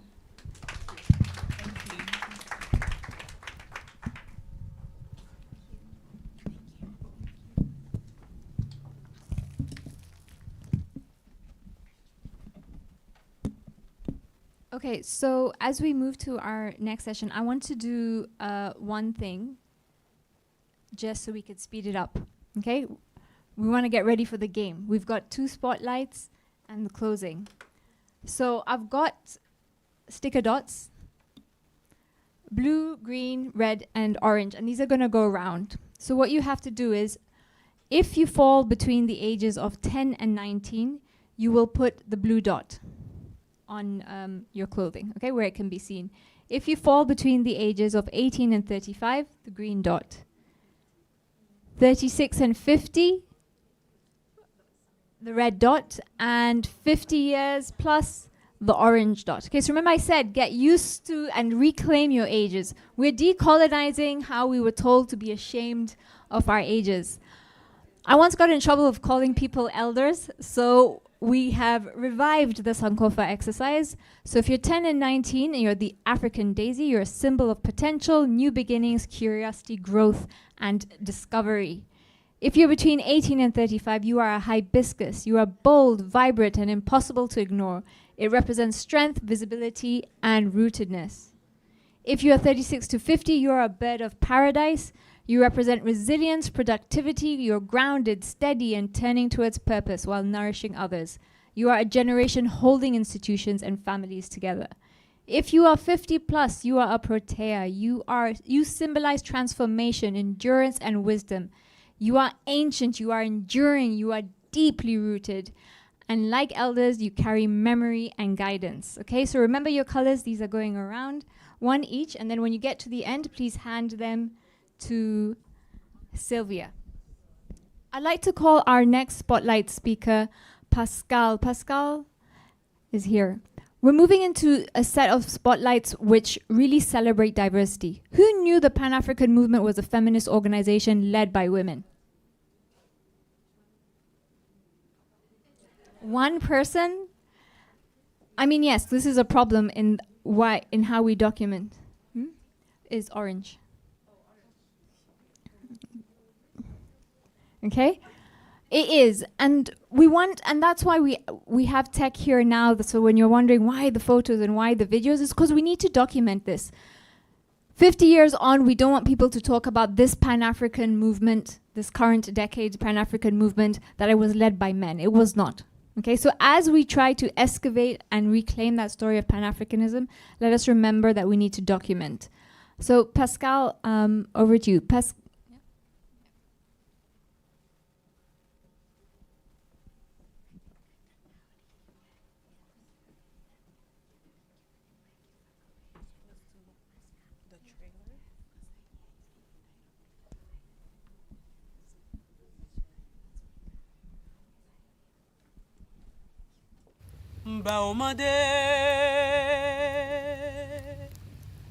Ba omande tout moun ki la yo, eske se bon Dieu ki touye yo.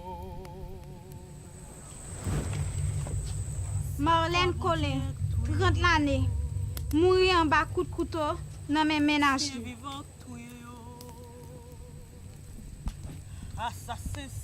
Ghislaine Jean-Charles, 37 l'année, tombé en bas coup de bâton dans mes maril, jou fait petite li. En pile femme qui mourit dans des conditions dans le pays et puis pays qui te disparaître. Pays fait comme si c'est des gens qui n'ont jamais existé. Gino, c'est deuxième fille que nous avons gagnée. Nous sorti la chapelle, là, Tibonite. Gino a gagné 16 ans. Il a fait 3e secondaire à l'époque. Et celui-là étant il vient enceinte. Il fait petit li qui connaît un gros jeune garçon, m'ta remé pour ça. Si malade qu'a poté. C'est souvenir ça nous gagne des genoux qui consolent les familles après drame là. Jodi pour nous-mêmes, il est important que nous raconter qui est femme ça ou t'es. Je ne peux pas dire que Sonia était une victime, puisqu'elle n'est pas simplement une victime. Sonia, c'était une sœur, une maman, une amie, une confidente, une alliée sûre.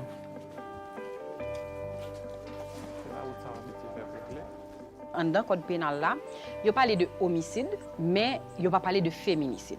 L'important pour nous comprendre que non, il va parler de féminicide, de femmes qui mourent parce que c'est femmes. Mais dans yon l'autre main, législateur prend le temps pour le dire, yon garçon qu'a tué une femme parce qu'elle c'est femme.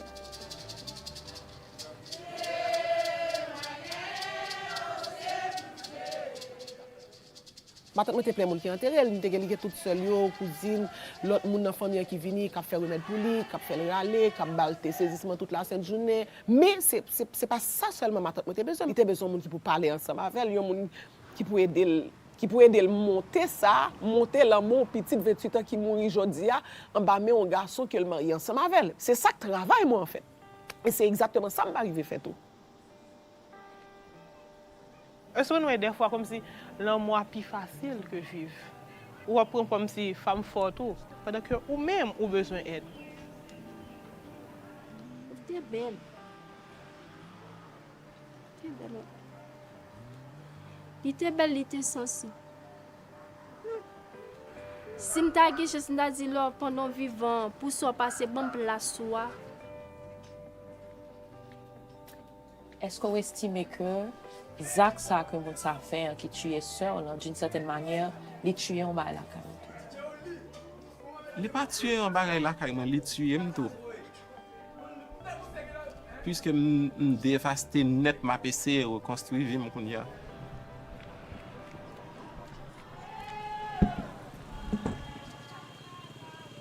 C'est là. Moi, c'est moi qui couche, je suis en pile fatra tout tourné. Tout tourné. Tout tourné. Devant l'enflé. Déjà l'ouvert.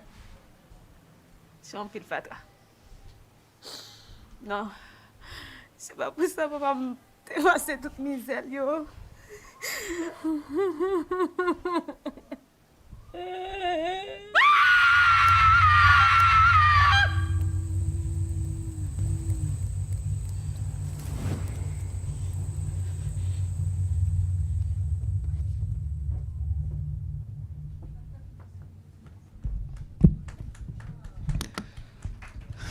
Thank you. Good afternoon, everyone. I'm Pascal Soulage. I'm Asian. I'm the co-founder and the general coordinator of a feminist organization in Haiti, Neges Mao. Thank you, Nalafem, for this invitation, and thank you, everyone, for being here. This movie, I'm working on this movie for 6 years now. It's a documentary about femicide in Haiti. I interviewed 32 families where women were killed by partner, husband, or other men. And the movie at the story of 6 of these women, because we can tell all the stories. It's only maybe 1 hour, a 1 hour movie. But it was important for me to do this movie and to work about this reality, femicide of women in the world. So in 2020, for approximately 50,000 women and girls were killed by their partner or another family member, including their father, mother, uncle, or brother. And this represents an average of 137 women or girls killed every day in the world. So 1 woman is killed every 10 minutes in the world, and 60% of those women, those killings, were committed by intimate partners or family members. So can you imagine that? Every 10 minutes, a woman is killed, not by accident, not by fate, but because violence against women continue to be tolerated, normalized, and protected by systems of impunity. And this violence doesn't happen in isolation. It's rooted in patriarchy, inequality, political instability, economic exclusion, and the failure of justice system to protect women's lives. This movie was born from a question for me: what happened to the stories of women when justice never comes? What happens to their memories? What happens to their names? And what happens to their lives when the world moves on and if nothing happens after? So I tried to do a movie to give an answer to this question, but I'm not sure there is an answer for a woman being killed because she is a woman. When women are murdered, society often tries to bury them more than once through silence. In this movie, I wanted to demonstrate that femicide is not only a crime, it's a systemic failure, a failure of institution, of justice, and a failure of political will to protect us, to protect women. So yes, we have so many statistics, we have so many numbers, but statistics and numbers can tell the stories. Beyond every statistic, there is a life, there is a woman, there is a universe of dreams, of possibilities, of memories. And when a woman is killed, we don't lose only one person, we lose sometimes, we lose every time a future and a community. By example, in this movie, we have the story of Gina. She was killed by, she was 28 years old, stabbed 7 times by her husband, and she was a unique child. Mother took her life a few months after assassination, and her father developed severe mental illness before dying a few years later. So the whole family disappeared after the assassination of Gina, and it's the same for each story in this movie. It's not only the life of one woman, it's the life of a family, of a community that we lose. So my movie, my heart, is linked to my activism. It's an act of resistance. It's a space of testimony, a space of memory. It's a way for me to restore the humanity of these women and their dignity. It's not a movie about grief. It's a space where I try to transform memory in a form of justice. A justice to refuse to erase the lives of those women who were taken. And when we remember these women, we challenge impunity also. So this movie is about Haiti, but it's story of so many women in so many countries. Last year, we had a panel with women from Senegal, from Congo, and other countries talking about femicide, and it's the same everywhere. So we deserve safety. We deserve to live. It's true that this movie cannot bring those women back. But with this movie, we refuse silence, this silence, especially that followed their death. We refuse to forget, we refuse to forgive. And I think and I hope that as long as their story are told, the light of the stars, because the name of the movie is Stars on Their Graves, I hope that this movie can be a light on their graves, and that their existence can continue to shine, because they were human and they were also people loved by so many communities. So thank you so much, everyone. Thank you, Pascal. I'm going to beg Ingrid's indulgence. Ambassador needs to leave. He has been here with us, which is very unique for ambassadors. Yeah? Okay. Okay, then Ingrid, the floor is yours. So we apologize, we don't have interpretation. So Ingrid's colleague will translate. Over to you, Ingrid. Vamos dividir o microfone, vou tirar aqui, para poder a gente compartilhar. Boa noite a todos. Espero que vocês estejam escutando essa voz em português, né, de uma mulher que está vindo lá do Brasil para poder compartilhar com vocês. Good evening, everyone. I hope you can listen to my voice, speak in Portuguese, a woman that is coming to Brazil to speak to you. I'm not a translator. I'm just here to help. This is not my first language, but I'm doing my best, okay? Quero iniciar agradecendo a oportunidade de, mais uma vez, estarmos juntas aqui para trocar e construir pontes da América Latina e do continente africano, e que nos foram negadas nas últimas gerações pelo colonialismo. Quero agradecer a Nala Fen, em nome de REN, pelo espaço e também pela confiança que temos construído juntas. Me sinto honrada por compartilhar e ser escutada por mulheres tão importantes que admiro tanto, como a própria Martha Kohn, que estava aqui com a gente também. I'd like to start thanking the opportunity for once more being part of this event and exchanging and building bridges between Latin America and the African continent, bridges that have been denied to us in the last generations by colonialism.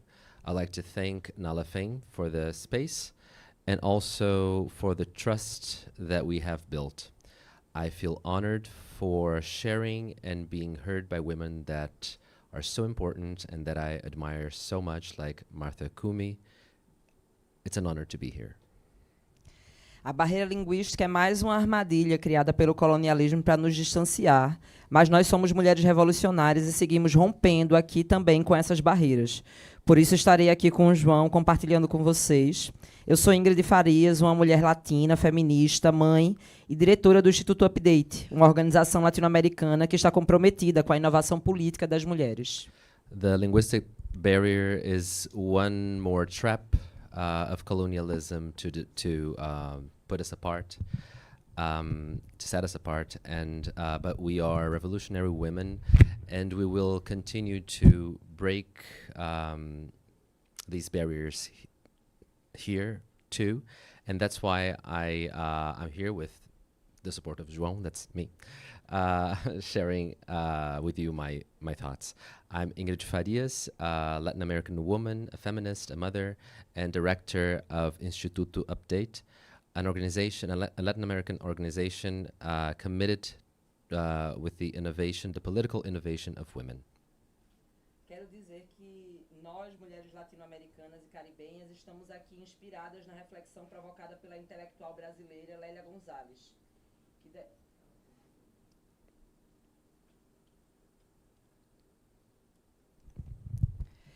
Quero dizer que nós, mulheres latino-americanas e caribenhas, estamos aqui inspiradas na reflexão provocada pela intelectual brasileira Lélia Gonzalez, que defende a tese da amafricanidade e nos lembra que as mulheres das Américas e do continente africano não são separadas pela história, nós somos unidas pela história. I'd like to say that we, Latin American women, Latin American and Caribbean women, arrived here inspired by the reflection provoked by Brazilian intellectual Lélia Gonzalez, who defends the thesis of the Amafricanidade, and reminds us that women from the Americas and from the African continent are not separated by history. We are united by it. A partir dessa compreensão em que o Instituto Update construiu em parceria com as amigas Nala Feng, Unidas Somos Mais Forte de Angola e o ALP de Zimbábue, o mapeamento amafricano, com um esforço de olhar para essas regiões como territórios que têm produzido inovações necessárias para a geopolítica mundial. Olhamos de perto para quem nos une e podemos aprender uma com as outras a nossa potência para voar. It's through this comprehension that, or through this understanding that Instituto Update built a partnership with friends from Nala Feng from Kenya, Unidas Somos Mais Fortes from Angola, and Walpi from Zimbabwe. So we together created this Amafrican mapping, a pursuit to look to these regions as territories that have produced the necessary innovations for world geopolitics. We look closely to what unites us, and we can learn from each other, and also learn about our potentiality to fly together. O que nós encontramos no mapeamento não nos surpreendeu, mas nos desafiou pela magnitude. A América Latina, Caribe, mulheres, jovens LGBTs, negras e indígenas disputam espaços políticos em condições desiguais, subfinanciadas, invisibilizadas, alvo de violência política de gênero. No continente africano, os sistemas de justiça seguem moldados por lideranças masculinas, mesmo quando as mulheres já são maioria nas profissões jurídicas. Defenderam direitos, operando redes e a proteção em meio a conflitos, como vemos no Sudão, com toda a luta mobilizada por Nala Feng em defesa dessas mulheres. What we discovered in this mapping didn't surprise us, but challenged us because of its magnitude. In Latin America and in the Caribbean, women, young women, queer women, black and indigenous women dispute political spaces in unequal conditions. We are underfunded, invisibilized, and we are a target of political gender violence. In the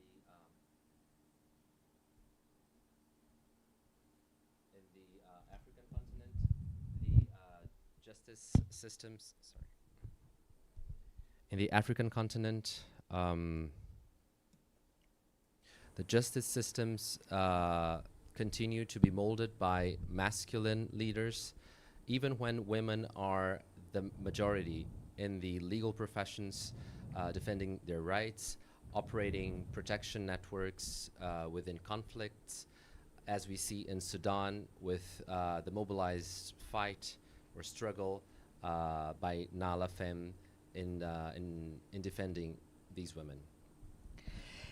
É esse paradoxo que atravessa todos os territórios. As mulheres sustentam os governos e as sociedades e não podemos tomar decisões para mudar realidades desiguais. This is the paradox that traverses all of these territories. Women sustain such governments and societies, and so we cannot make decisions, but we cannot make decisions to change unequal realities.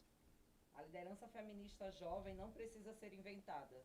Ela já existe no Brasil, no Quênia, na Colômbia, em Angola, e o que falta é que as estruturas a reconheçam, financiem e protejam. E quando falamos de violência de gênero facilitada pela tecnologia, falamos em um silenciamento que não conhece fronteiras. As jovens lideranças são alvos preferenciais porque ousam falar e disputar as narrativas. The feminist leadership, the young feminist leadership, doesn't need to be invented. It exists already in Brazil, in Kenya, in Colombia, and Angola.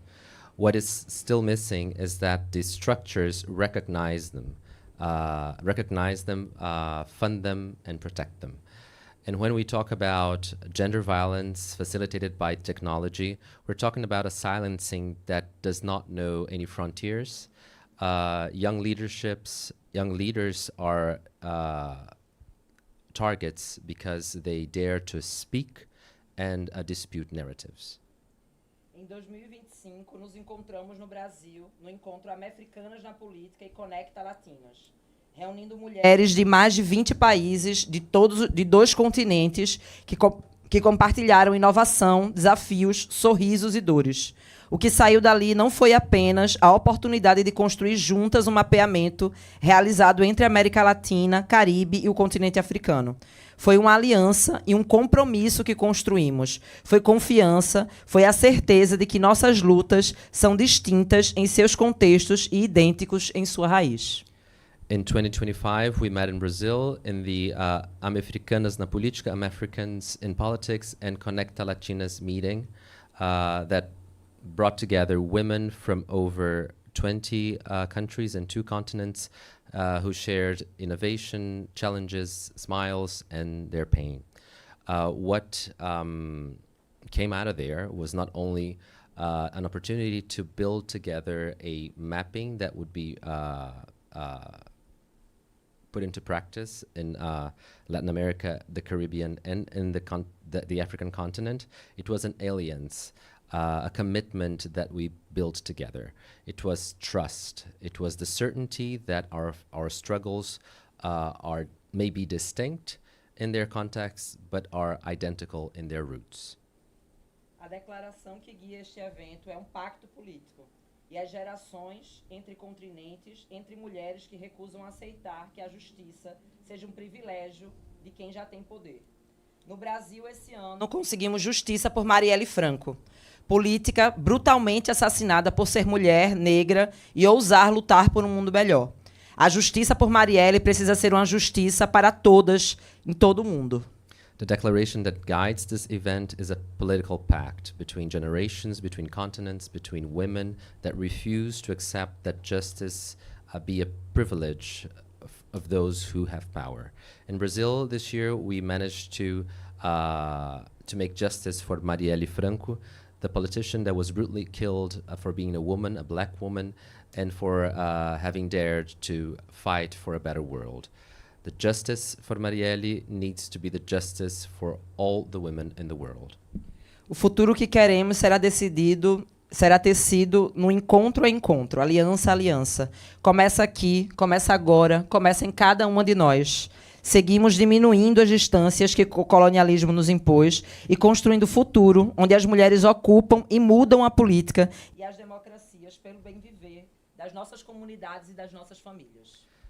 The future that we want will be woven meeting after meeting, aliens after aliens. It begins here, it begins now.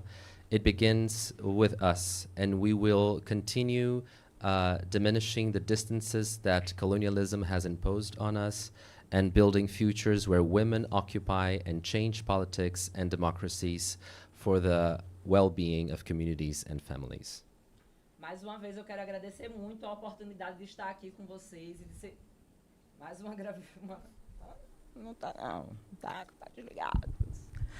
Mais uma vez eu quero agradecer muito a oportunidade de estar aqui com vocês, de ser escutada. Para nós, ser escutada é um privilégio. Então, muito obrigada por nos escutarem. Nós, mulheres brasileiras, latino-americanas e caribenhas, seguimos à disposição de nos conectar com todas as mulheres do mundo para causar as revoluções que só nós podemos fazer. I would like to thank you all for listening. As a Latin American woman, sometimes it's difficult to find spaces to be heard, but I hope we will continue to, with our revolutionary struggles and pursuits, and I hope to meet you all again in the future.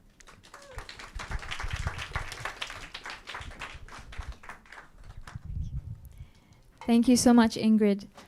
So as we bring this gathering to a close, we welcome His Excellency Ambassador Mohammed Idris, Permanent Observer of the African Union to the United Nations, to deliver the closing remarks.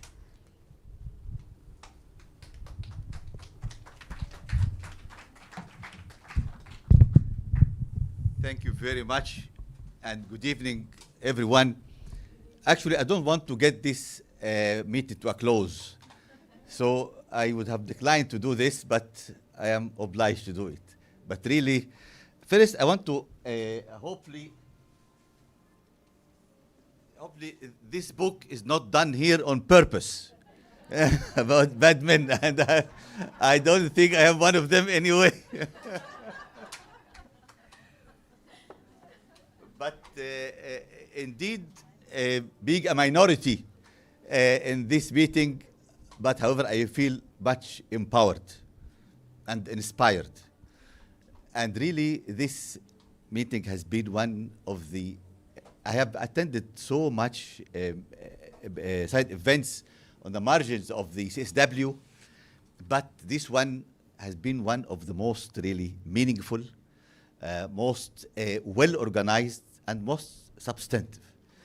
So thank you really for all this inspiration and stimulation. And of course, we're having some of our distinguished guests have left, the distinguished Honorable Chief Justice and Honorable Ministers from Kenya and other, but really I am so honored to be here, and thank you for the honorable organizers, the honorable presence, and the honorable really ladies and girls, young ladies who are here for this event. And our master of ceremony really was very brilliant. And really, this really a testimony that this generation knows what they want. And they know the way forward. And they are very much have clarity of their choices. Really, this has been always my conviction. And it's really validated by this brilliant event. I am going to see some of our distinguished organizers and our dear sister Aya and some colleagues tomorrow at the African Union office. But really, I welcome you all. And I hope such events could be also welcomed or organized at the African Union office. And of course, the Africa House is open to all Africans. It's the house of all Africans and the friends of Africa. So you are most welcome, and I'm looking forward that we can have other events at the Africa House, which is your house. So let me say it's really indeed a privilege to join you at this inspiring moment during the 70th session of the Commission of the Status of Women. The vibrant spirit and youth, the NALFAM advocacy reminds us that the future of our world belongs to this generation. And really, this meeting has been, the event has got a very inspiring intergenerational interaction and powerful messages for inspired from our past, reflecting on our present, and projecting for our future. I look with pride and admiration to young leaders such as Aya and all of you here. I, of course, was the first youth envoy of the African Union, so we are proud of her work and her achievements, and very honored to be with her and with all of you this evening. And it gives me and all of us a sense of hope and confidence that our future is secure with our youth and our women. Especially this bright generation who are up to the standards and the challenges of this fast-moving, high-tech age. It's really very challenging to live at this age because the swift changes and the pace of changes are so much unprecedented. In previous, always change is a constant rule of life, but the pace of change in this generation and in this age is unprecedented. It's very quick.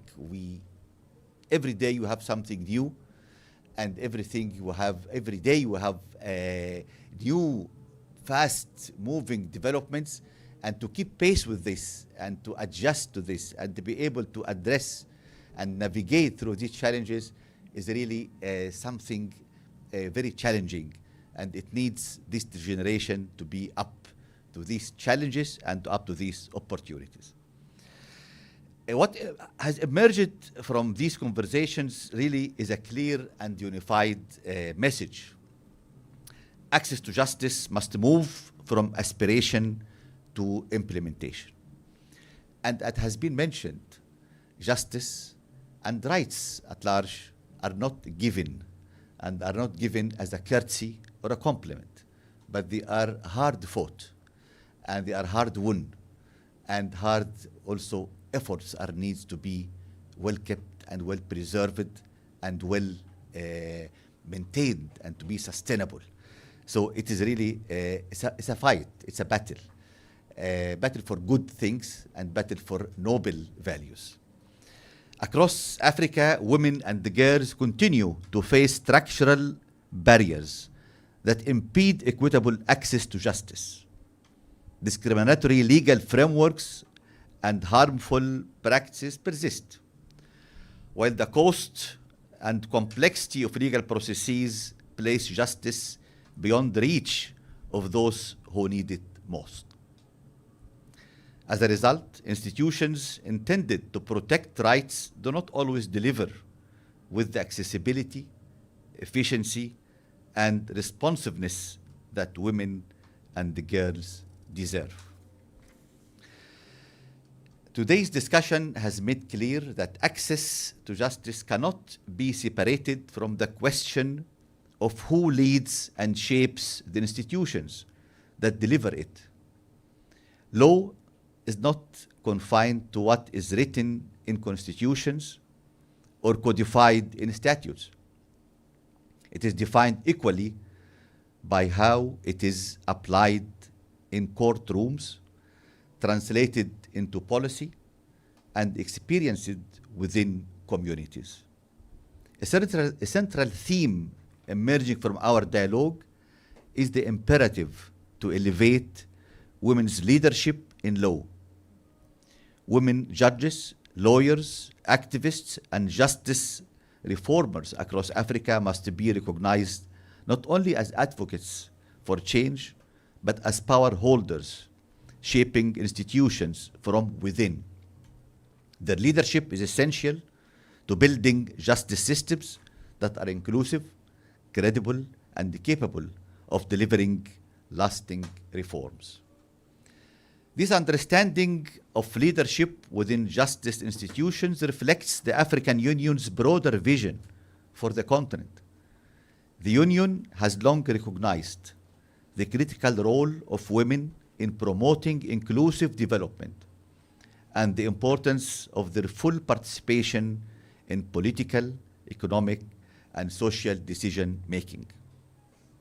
The African Union reaffirms that gender equality is not only a fundamental human right, but an essential pillar of regional integration, economic growth, and social development. The African Union's strategy for gender equality and women's empowerment reinforces this commitment, recognizing women not only as beneficiaries of development, but as leaders shaping Africa's future. In conclusion, I wish to express sincere appreciation to Nala Fem, the judiciary of Kenya in her absence, and all partners and all who have supported this event and to continue to support Ms. Shabi in her initiatives. And really, all of you present here, especially our young daughters, it's really very inspiring to be with you and also very educating to be with you. Listening to you, it's an eye-opener about other dimensions in our societies, in our life, and gives us hope for a better future for our continent. By convening this important dialogue, and this very important dialogue, and one very important really and very positive thing which came out of this event is this open, courageous, genuine dialogue. And this is very important because without dialogue we cannot generate new ideas and we cannot move forward on clarity of vision and on clarity of purpose. So by convening really this important dialogue, organizers have shown their continued leadership in advancing access to justice and women's leadership. Your commitment and collaboration and institutional strengthening contributes meaningfully to the progress we seek. Of course, I realize that this event has been multifaceted and other delights are waiting us, so I don't want to keep you standing and waiting for what's next, but I hope you will see this opportunity to continue to engage in many other settings, and I welcome you all to your Africa House so we can have another chances to interact, to discuss, and also to address the challenges our continent is facing and to look together how we can move forward for a better future. I thank you once again for your presence and your continued commitment and for giving me this honor and opportunity. And I really, truly believe that the future of Africa is its women and youth, and you represent the best of both. Thank you very much. Thank you. And about the book, it's not, I know it's not done in purpose. Thank you. Thank you very much. Thank you, Ambassador. So as we close this remarkable gathering, I want to take a moment to thank each of you, but especially Liv, Gurpriya, who couldn't make it, and Claire. Your courage and your commitment to justice, solidarity, and shared leadership is something that has marked us as NalaFem, and we will carry it through hopefully the next 20 years that NalaFem would hopefully exist for. This conversation today, the stories shared, and the wisdom exchanged are the seeds of the change we are building together. Now we invite you to carry this energy into connection and eat with us. So with the dots, what you're going to do is, while you're eating, you are not speaking to someone with the same color dot as you, okay? So if we see people with blue dots together, orange dots together, red dots together, we will come and be like, no, no, no, no, okay? We started this journey in November on intergenerational co-leadership and intergenerational discussions and planning. And so we're not ending it with us staying in our silos. So what you're going to do is, when you find someone from another generation, you are going to offer something. You will offer the next generation a different perspective, experience, lived experience, tech skills, knowledge, anything. Offer them what you want to offer them. But you will also receive. And you will receive digital tools, and not necessarily, you'll be surprised, you might think it's Gen Z or, you know, millennials who are going to give you digital tools, but no. I've learned a lot of stuff from Mama Samia and Safa with the Sudan Task Force digitally from them as well. Wellness practice. So an offer, and you're going to receive something while you're eating. So thank you, especially to the People's Forum for this amazing space. We love it. We will be back, and we hope to see a lot more CSW events here. To our partners, Oxfam, Instituto Update, SIHA, the Nala Fem Sudan Task Force, and the UN Women Action Coalition on Feminist Movements and Leadership, we appreciate you, we see you, and we hope to be in community with you again. Yeah. And I don't know if you guys were talking, but Liv, if we could, Liv is not here, but Irene from Difference She Makes. Claire from Difference She Makes. Because everyone is wondering like who we're working for. Teams are really important, and we'd like to thank you. And then Gupriya, please pass on our love to her as well. The lovely posters are from Difference She Makes, so please do interact with them as well. And food is served.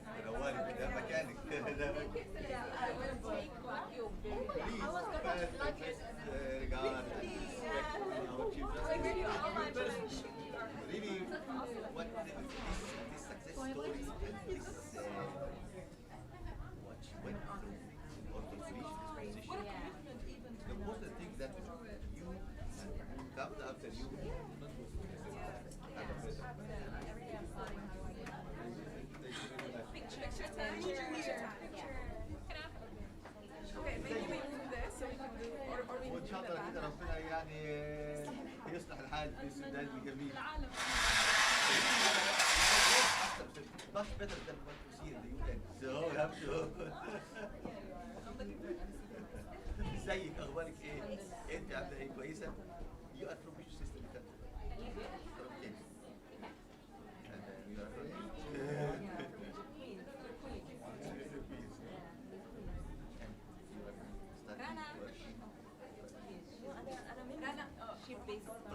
تفضلي.